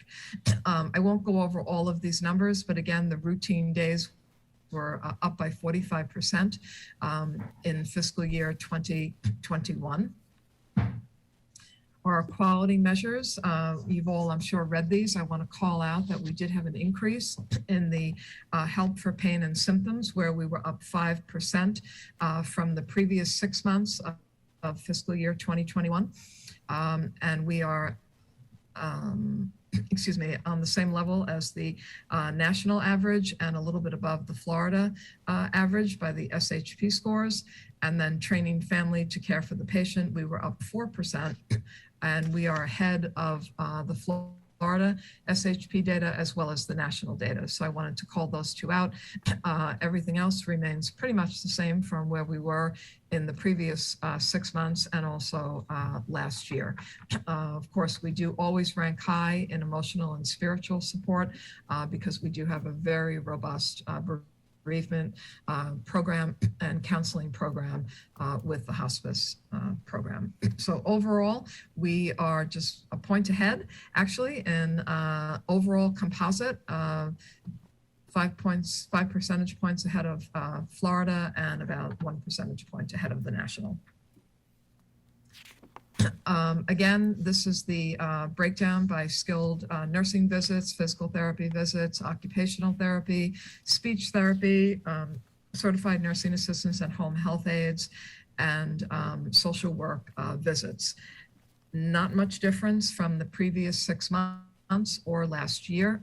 We continue to, again, try to identify as many patients as we can that need our care, and we will continue to do that. We did expect to have more of a bump up in these past 6 months due to COVID. We may see that yet in fiscal year 22. We will continue to monitor that data and continue to see how we can identify additional people. In our quality metrics for home health, we look at improvement in ambulation, and you can see we're very consistent with both the Florida and the national percentage. In our drug education on all meds, we're a little bit below Florida and national, but we certainly work on that, and we'll continue to identify ways that we can improve that to get to the Florida and national average. And then with our drug regimen, 60-day hospitalizations, we're very consistent with the state and national percentages, and also with our drug regimen review with follow-up. Overall, we have a 3.5 overall star rating for the agency. Now I'm going to talk about the mobile clinic, which is one department within our community health services, which we organized this year under community health services, our health screenings and education initiatives, as well as our expanding vaccine programs. In these 3 programs, we touched over 4,200 patients in fiscal year '21. The mobile clinic service remains a drive up. We've had patients back onto the mobile clinic, but of course, during periods of surges, we continue the service as a drive up. So we do a little bit of both, depending on what's going on, excuse me, with the COVID numbers. We continue to do minor sick visits and physicals, sports, employment, as well as sick physicals. We have an increasing focus on health education and outreach through the mobile clinic. We do a tremendous amount of COVID-19 screening and education on vaccination updates. We continue to run the Positive Change Program on a one-on-one. We did run the group Positive Change Program from the mobile clinic staff. However, because of the volume on the mobile clinic, we've actually moved the group Positive Change Program over to the community wellness team. And we've been doing that and expanding the groups that we're reaching. Together for Health has been continues to be an incredible resource across the community for sharing knowledge, experience, scientific data. We've had so many people participating in Together for Health and continue to participate with an average of 30 to 40, sometimes 50. We've had as many as 60 people on the call during the COVID surge. We thank a special thanks and call out to Dr. David Peter and Dr. Jerry Perrone, who come on whenever we ask them to give updates on hospital patients and new advances with monoclonal antibody therapies and vaccines and so forth. So we thank them. I want to give a shout out also to Together for Health participation of the Treasure Coast Community Health and Whole Family Health Center. Marie Andress and Vicki Soleil have really been a rock in that group, and really just, there's really nothing that they haven't responded to that they've been asked to do. I also give a shout out to Brett Hall and Dr. Phil Comer. Some of the mental health specialists just have been amazingly engaged with Together for Health, and we just thank them so much for everything that they do and contribute to that group. The mobile health clinic, we've been challenged, continually challenged by not having the proper amount of CDL drivers. We typically had two drivers in the past that counted as a full-time person, and we had several drivers who were per diem drivers when we needed them. Right now, we have just one per diem driver who's been amazing, actually referred to us by Freddie Wolfark. Her name is Vera Smith. She's been an amazing addition to our team, picking up the bus in different locations at night and driving it somewhere else. She can't be with us full time, but she's really helped us to maintain a full-time presence in the community by being flexible with us. So we're very grateful to her. We continue to look for a full-time CDL driver, but as we all know, they're in great demand and in very limited numbers right now. This is a look at our sick and outreach encounters on the mobile clinic, total volume, including our outreach initiatives. So you can see that we continue to grow year over year. Again, I can attribute a lot of that to the outreach and resource referrals that we are doing from the mobile clinic. Our total encounters have really grown significantly, although I don't want to look at August and September. We were off the road for most of August and September last year due to the extensive renovations of the mobile clinic. But we, as I said, we do continue to grow. We saw close to 1,500 patients in the last 6 months on the mobile clinic through outreach and what I consider registered patients. That's a breakdown, April through September, of the outreach, which you will see there in, excuse me, the outreach in blue and the sick and physicals in green. You can see that there are, continuing to be quite a bit of outreach. Sometimes it's about 50-50, 40-60, but we're very happy to be able to do that education and outreach off the mobile clinic. Also, we've been co-locating with the Globe Check recently with Alzheimer's and Parkinson's have co-located with us on site, and that's really been a great advantage also for people to be able to take advantage of those services. This is just a quick look at adults versus children. We saw a lot of children on the mobile clinic last year, about 64% adults and 36% children. We started tracking ethnicity data in this past year. And we're able to see now that we are really serving a lot of the communities that we want to serve, the Black African American community, the Hispanic community. So we're able to look at that now and provide those numbers for you. If we look at a zip code analysis, you can see that we continue to demonstrate we're reaching those vulnerable populations in the West Corridor, in Gifford, Wabasso, Oslo. So we're pleased that our Vulnerable Village initiative is reaching those vulnerable people that we want to meet. We do continue to charge that $5 fee for those sick visits. We have about 52% of the population that comes can pay that. We have another 40% that can't. We take those patients regardless of whether or not they can pay. Our Positive Change program has really expanded over the last 6 months. We continue with weekly on-site health education initiatives at the Substance Awareness Center. It's a discussion-based format, varies for each program and depending on the participants and what they want.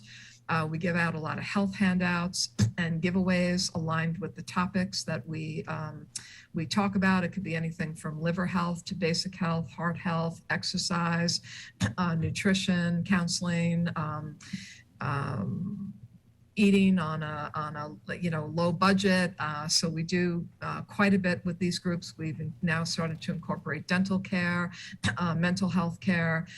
We have a resource handout that we give to every participant that comes through the group and the individual Positive Change program, highlighting the continuum of care they can get at TCCH and Whole Family, and then of course the McCabe Connection Center as a resource to social services and other services that the community offers to people that need those services. We do vital signs and screenings on the one-on-one program, and if requested for the group programs. New that we've added in the last few months has been the Cleveland Clinic Behavioral Health Center. It's been a very engaging activity. I want to thank Ann Posey for bringing us into that, and Cecilia, who has really been a great partner with us in that program, as has United Against Poverty, where we recently started bringing our group Positive Change program there. I want to thank Sean Howell and Rex Rodriguez for working with us. The one-on-one is a little bit limited due to the pandemic and because we're working outside, but we continue to build a robust health education library of materials on different topics, and we're happy to share some of that with anyone who wants to share that information. Again, Together for Health, we had 12 sessions, all via Zoom.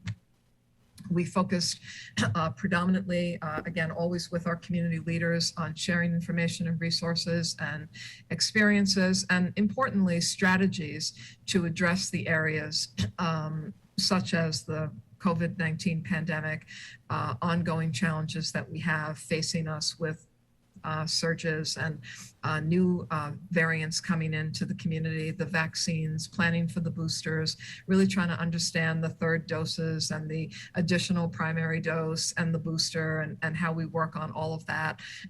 Mental health awareness, the rise of substance abuse and suicide, continued tragic increase in homelessness, and the housing situation. We talked about that actually today at Together for Health, how the housing situation continues to impact those who cannot afford housing. The rental market is just exponentially unable for most people to be able to afford rentals. And so we're going to have a focus on that actually relative to how it impacts health in fiscal year 22. And we continued, we brought back a lot of community leader updates and new guest presenters. So we had new groups this year, the Intensive Outpatient Program, Hope for Families, Indian River Community Foundation, of course, has come back and spoken. We had Crossover Mission with us, which was really a phenomenal privilege to listen to that talk and to learn about what Crossover Mission is doing, so we continue to engage other people to come into the community. So if there are any questions, I'm happy to take any questions that anybody may have about the VNA or any of our services. Again, I want to thank the district for your continued and ongoing incredible partnership that we've had with you, especially during and throughout the pandemic. And we're just very grateful for your support, and to all of our colleagues in the community who work with us and support us. Thank you, Pat. You guys continue to do a lot in the community, and a very valuable partner in the community with us. So we appreciate everything that you do, for sure. Thank you, Mary. Any comments from? Thank you, and happy holidays to you, okay? And I wish everyone a very happy holiday and a healthy and prosperous new year. Thank you so much. We hope healthy at least, right? Yes, healthy too. Yes, we Yes. can't forget healthy. Last but definitely not least, we have Marie Andrus from Whole Family Health. She'll shake it up. Yeah.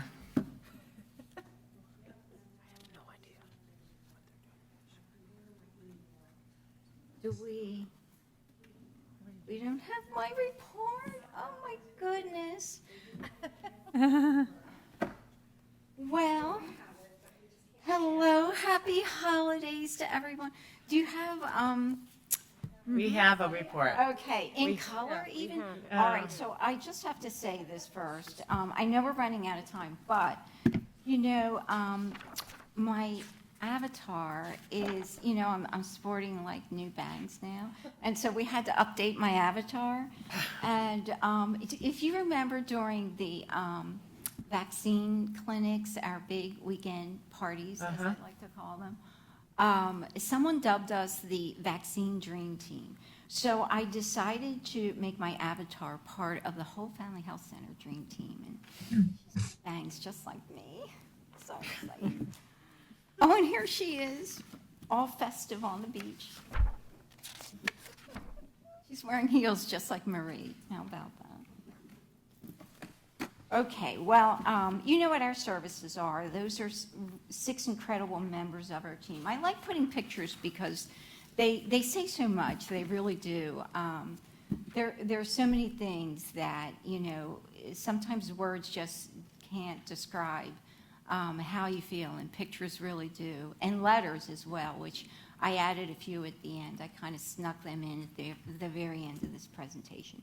But anyway, our numbers are really, really good. The results are amazing.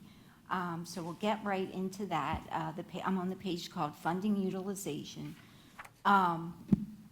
So, you know, what's really nice about this year is it's our second year funding from the hospital district, yay. And the first year was good, but the second year was just really amazing. And we didn't really know what to expect in the first year. And we didn't, I thought we asked for a lot, but of course we asked for a whole lot more in the second year. So, but if you look at the results, the number of patients that we served from the funding that we received from the hospital district increased by twofold. It went from 152 to 316. You see those first two columns there? 152 to 316. I mean, that's a lot. I really think, you know, in terms of uninsured patients, based on our size, that's really a lot of patients. And so then our visits for medical services went from 460 to 1,003. And then, of course, we had behavioral health services, and that number went from 90, is that 98 or 90? 93. 93. Oh, my goodness. I think my eyesight is trending downward. Okay, so from 93 to 240, which was really phenomenal. So our total visits, 553 last year to 1,243 in the second year. Now, while we were well under our budgeted estimate year over year for these visits, we more than doubled in both categories, patients and visits. So I think that's pretty phenomenal, and I'd rather be under budget than over budget. And the other thing, quite honestly, is you guys have been phenomenal on helping us with all the things that we did with COVID. And if you kind of fast forward in the report and took a sneak peek, you know some of those numbers, which I'll go over in a minute with COVID. But last year you helped us. It was over $200,000, $216,000. That was special funding, which helped with telehealth, which was so important and so impactful because we did 70% telehealth last year. And then this year, we did lesser telehealth, but we still continued with that. And we did all the COVID vaccines and the testing. And of course, the monoclonal antibody, really the only, treatment center, infusion treatment center here in Vero Beach, dedicated isolation unit. I think we are the only ones here in Vero Beach. And you helped us with supplies and equipment and PPE and all the testing that we did. So we appreciate that so very much. The next slide is really just showing graphically what the numbers I just talked about, because I kind of like graphs too. I mean, I love data, but I like graphs because it really shows the impact and the difference year over year in terms of those visits, as well as the number of patients. So the next one is the billings. So last year, we used almost $85,000. We received funding from the hospital district of almost $85,000. And this year, $203,000. So really, those numbers are just incredible. And if you look at behavioral health, it's almost 3 times higher, from $14,000 to almost $48,000 we received from the district, and helped that many more patients. So the quality measures, of course, we keep track of many, many quality measures. And so we're looking at 4 in particular here, and we have them in graph format. So the top 2 are essentially chronic conditions, diabetes and hypertension. And both of those progressed nicely in this past year, in the first 6 months as well as the full year. And then the tobacco cessation and counseling was kind of flat, just maybe a smidge lower. And the clinical depression screening was about the same. So obviously our goal is to improve these and all of our quality measures. But, we're making progress in these. And quite honestly, it's been a difficult year. So we sort of had a lot of balls in the air. So, this is one of the areas that we hope that we're going to progress in terms of quality. Now, if you go to the next page and you look at results, I mean, the financial outcomes in terms of the funding that we received or were awarded was really tremendous. We looked at those numbers, billed visits up over 108% compared to last year, visits 125%. Quality outcomes, I would call it good progress with the chronic measures and essentially stable otherwise. It's kind of similar with the rest of our quality measures. So challenges, of course, there's always challenges. A large increase in our adult patients, actually in our peds patients as well, but in our adult patients, it's been 2,000 more patients this year. So I will tell you that we will have seen about 3,000 more patients this year compared to 2020, which is almost a third more. I mean, it's huge for us. Mm-hmm. So, when you have that many number of patients coming, it requires multiple visits. And so sometimes you're not able to get everything done in one visit, especially if you have people who are coming And many people have, 12 different chronic things going on. And the first visit, you may only be able to address like the first 3 things, and you say, okay, well, I'm going to bring you back in 2 weeks, but maybe they don't come back in 2 weeks because they have, their challenges. So as you know, our patient population is always, a little bit difficult. So sometimes if you don't get them in the first round, at that very first visit, you may not have the opportunity to have them come back. New providers this year, we've actually recruited 7 new providers this year, 4 in adult medicine, 1 behavioral health, and 2 in pediatrics. And this is in both facilities. Of course, we're in St. Lucie County too. And of course, staff turnover, I think every single agency I heard here today has been talking about the great resignation, right? I don't even know what that's about. I don't understand what it's like not to work. It's simply what I do. It's my passion.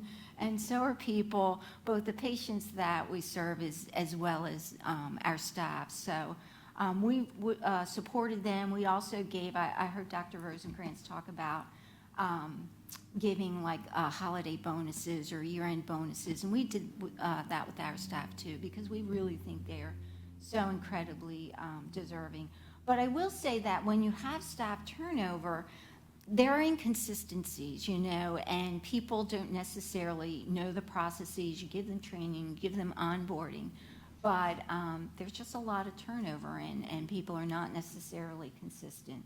And the other thing is, obviously, the strong COVID focus that we've had from the very beginning, really supporting Dr. Perrone and the research and being the infectious disease specialist, people have looked at him in the community as a leader.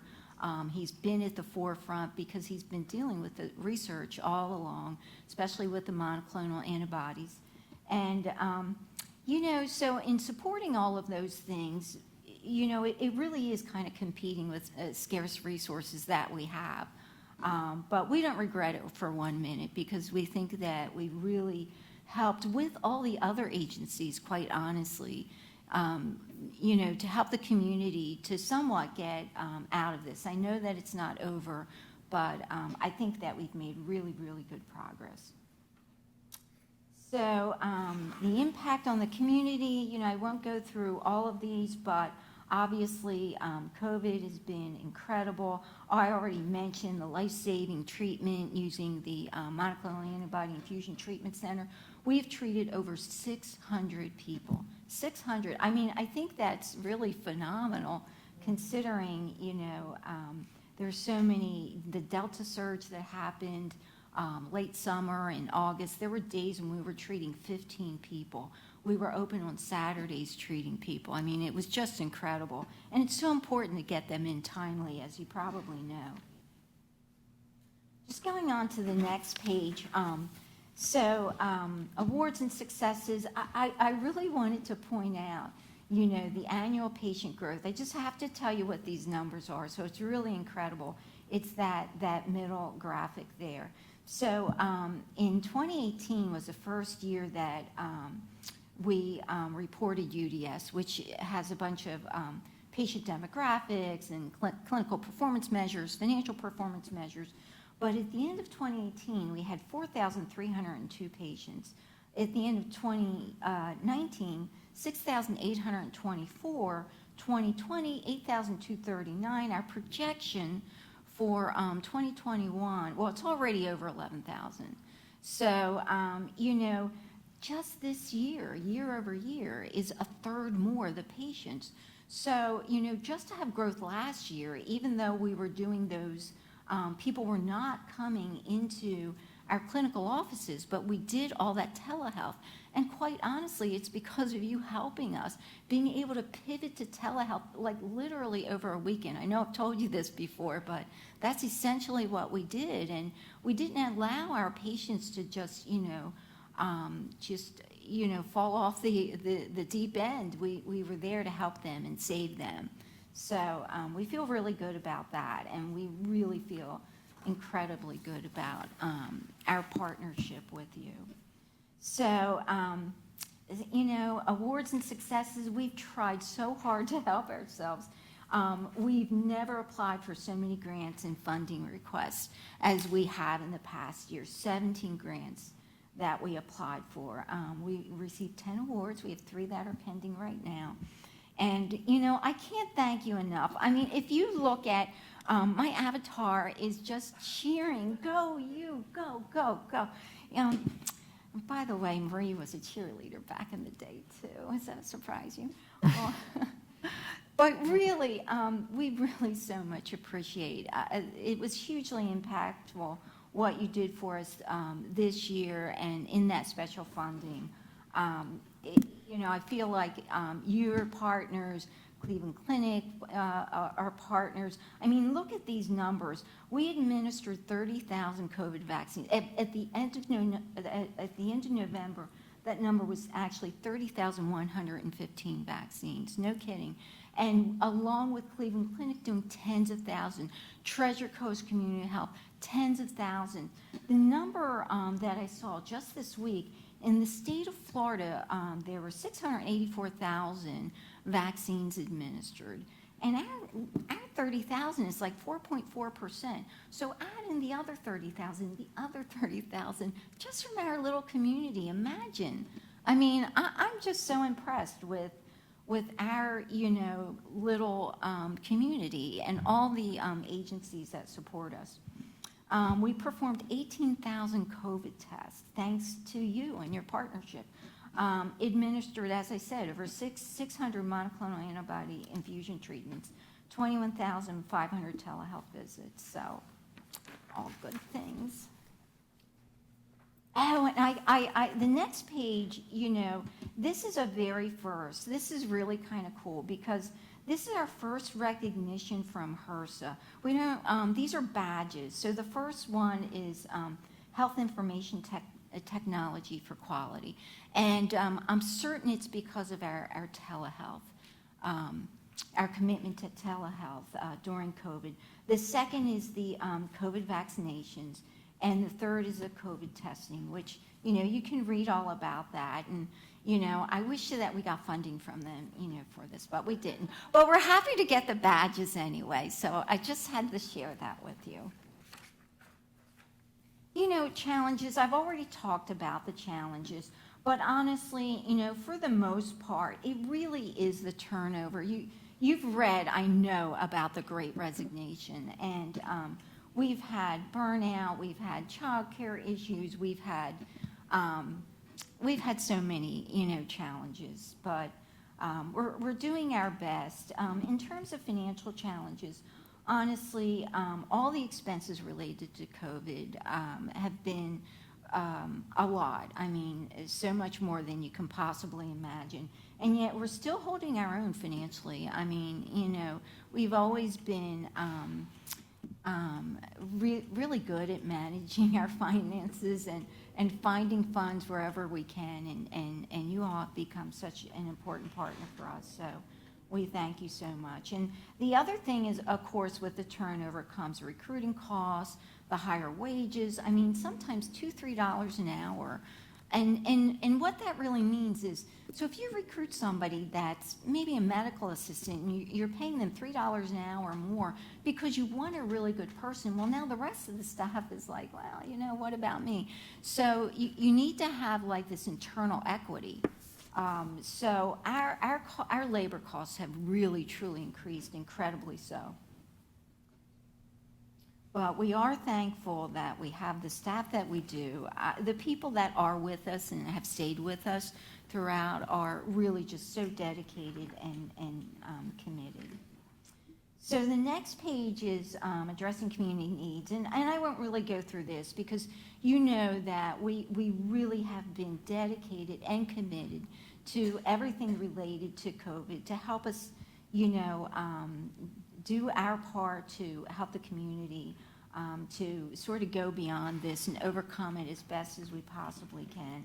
All the testing, all the treatments, all the vaccinations, both at our locations and even off-site. We've gone to employers, they've asked us to come on site and do testings and vaccinations and churches and so forth.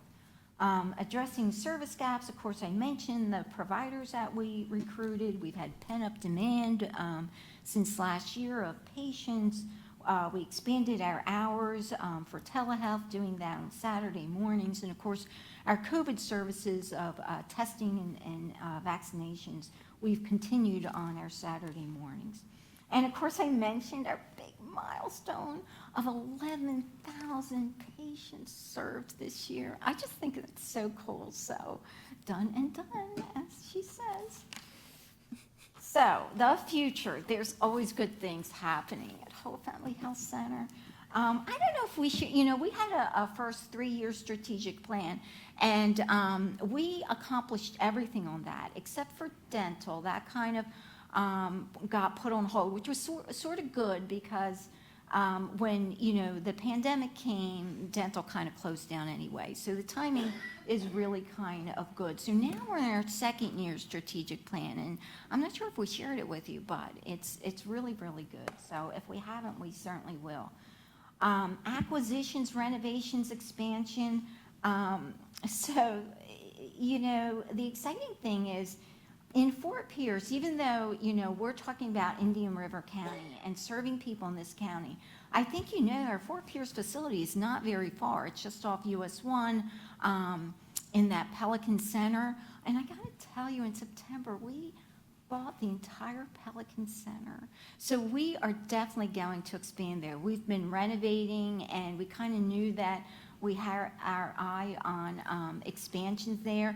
So as some of these tenant leases expire, we're going to take over space. We renovated our entire Vero Beach facility last year. It looks really amazing. We're phasing our Fort Pierce facility. There's so many people that live in Indian River County, the southern part of the county, that actually go to our Fort Pierce facility. So I'm really excited about the growth there. It really is not very far at all. Don't get rid of Pelican. I'm kidding. Of Pelican Seafood? Yes. No, we're extending their lease. Yeah, we are. Don't worry. They'll be able to stay.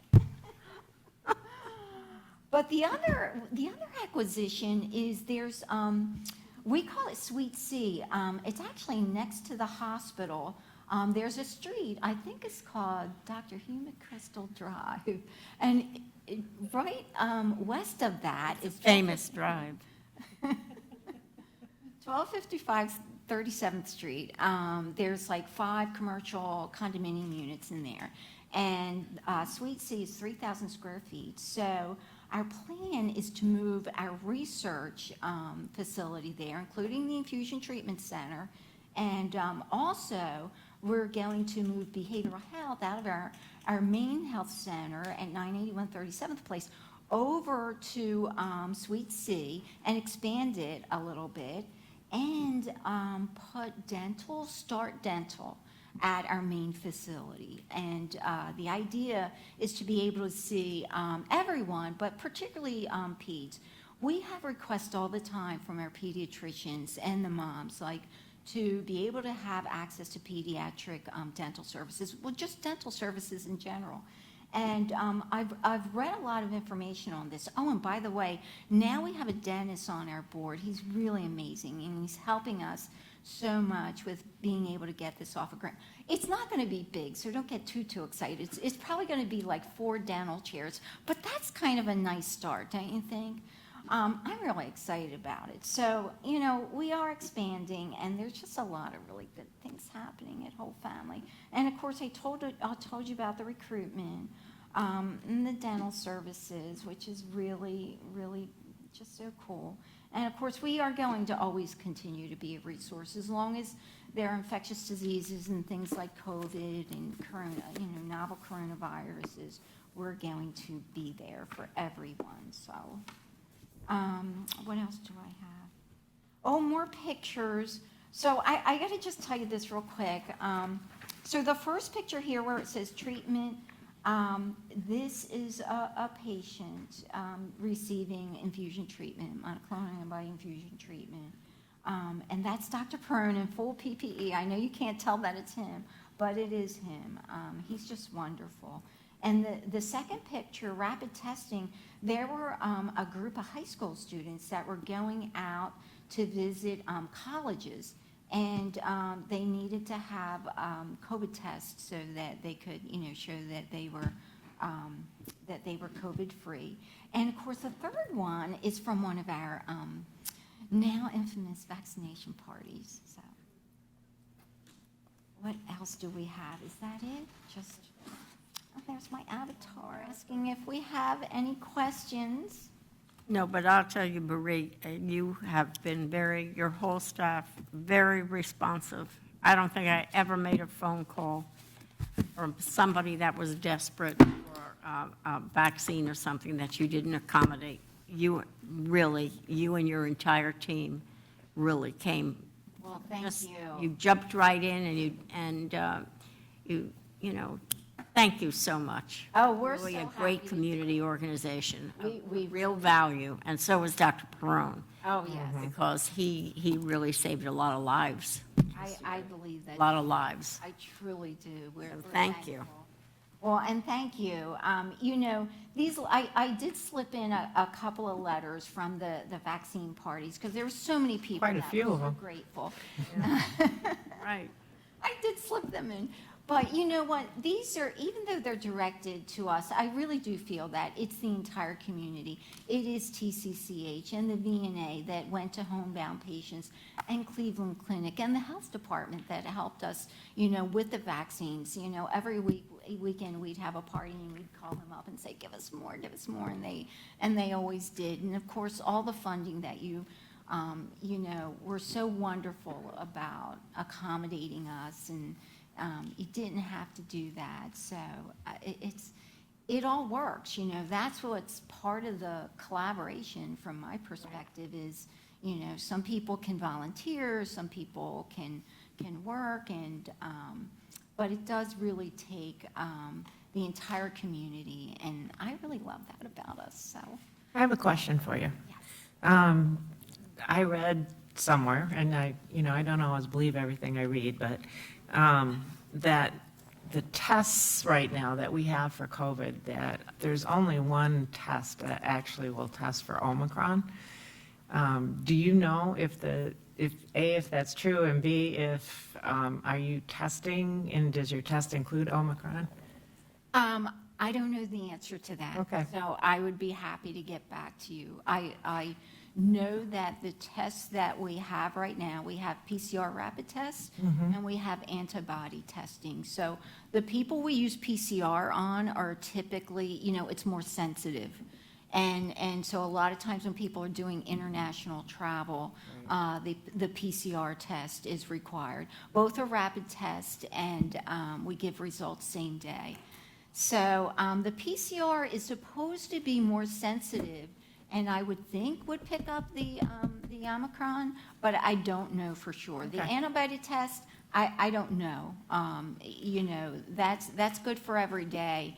But the fact of the matter is, if you're early on and you're not symptomatic yet, I've seen it where the antibody test or the antigen test, I'm sorry, I'm mixing my antis, it's an antigen test.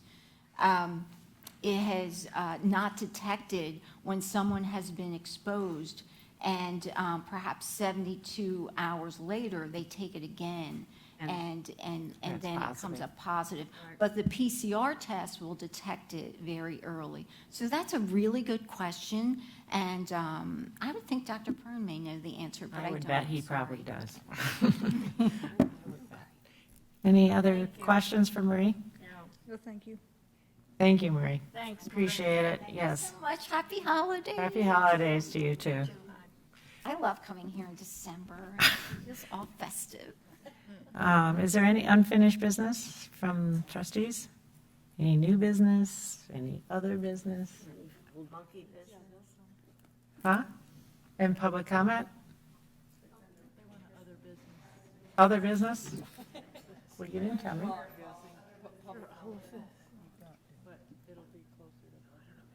What?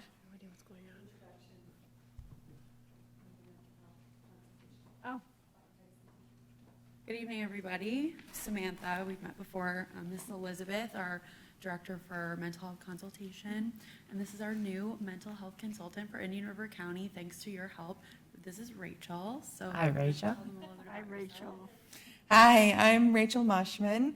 I'm an Indian River County native.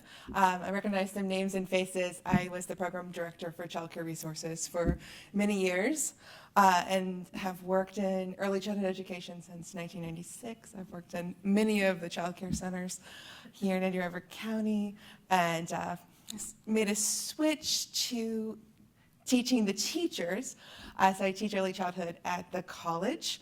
And I'm thrilled to be back in the classrooms working with the teachers in that dynamic through my role as a mental health consultant. So excited to work with you guys. Oh, that's exciting. Yes. Thank you. Welcome. Thank you. Yes, we're so excited to have you. Thank you very much. Thank you. Well, thank you. Thanks for staying. Thank you for sitting all that time. Well, hopefully you learned some things while you were sitting here waiting. Any other public comment? Yes.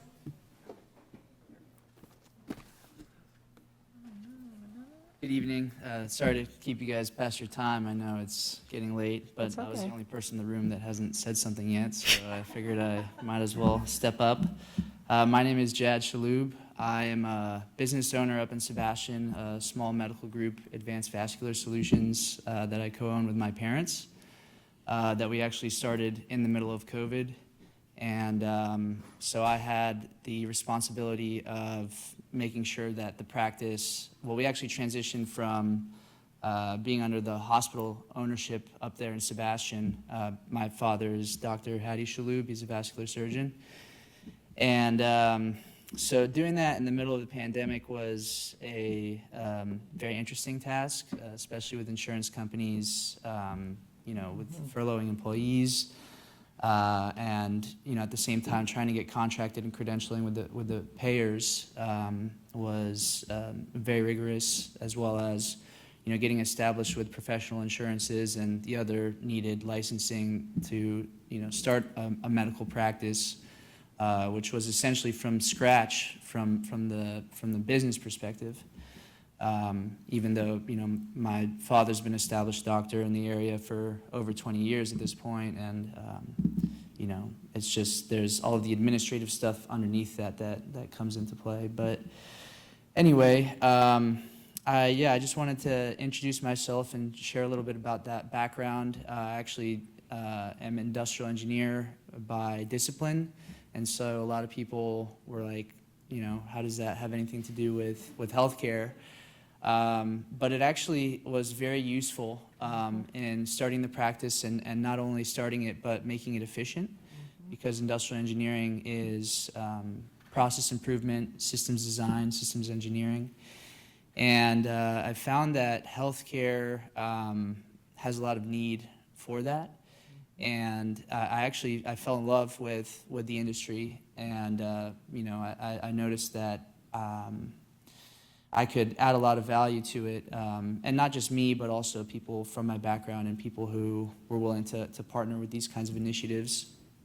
And so, I just wanted to mention with some of the things that I heard here tonight, when it comes to these statistics, it got my gears turning, because i.e. industrial engineering has a lot to do with statistics, statistical analysis. And, for example, the difference between 93 and 96% at the scale of the county level can actually be very significant.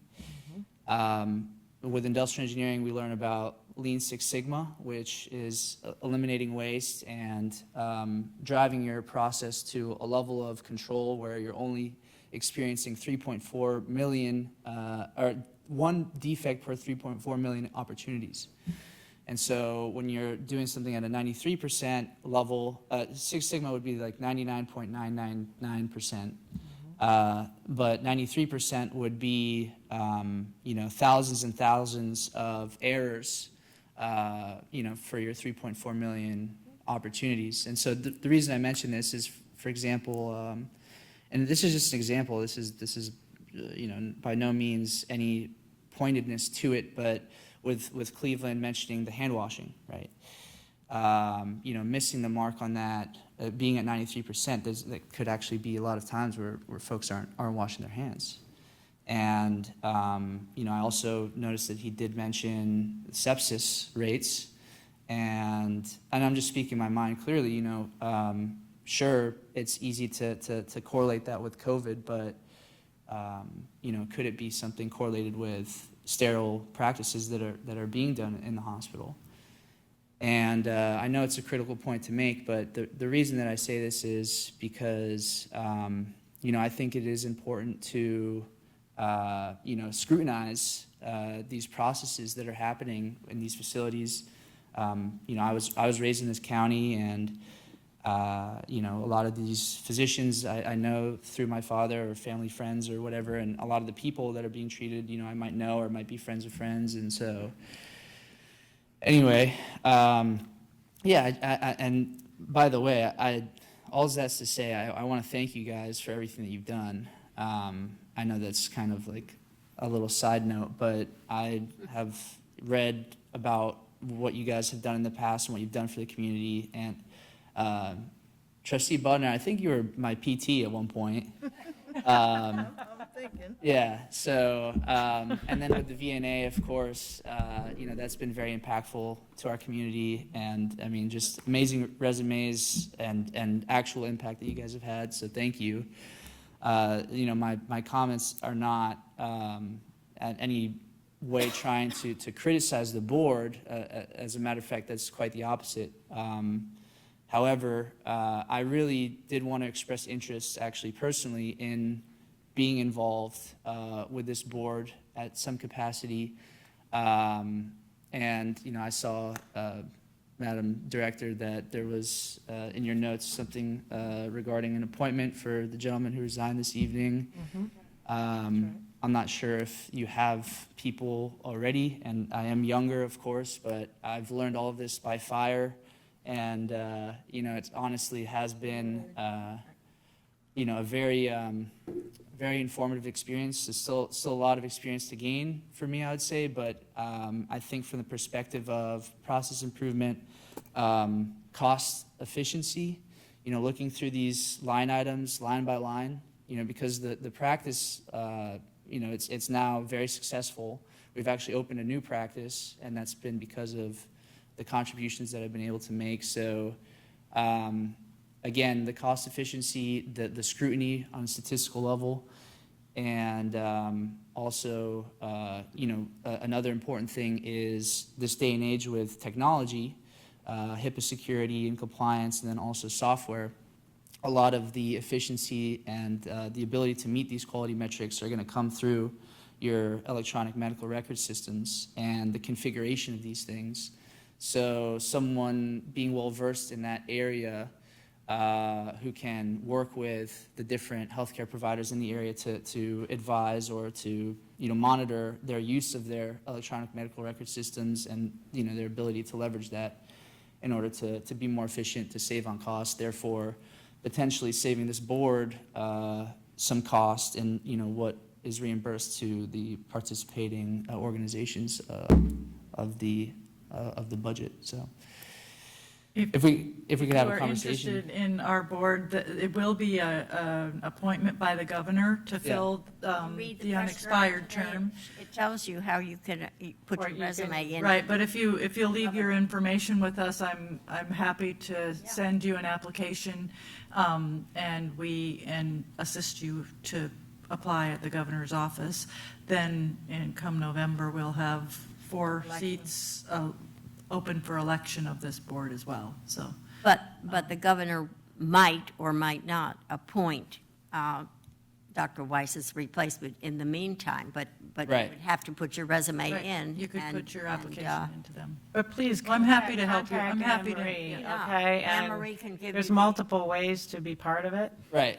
and that's great.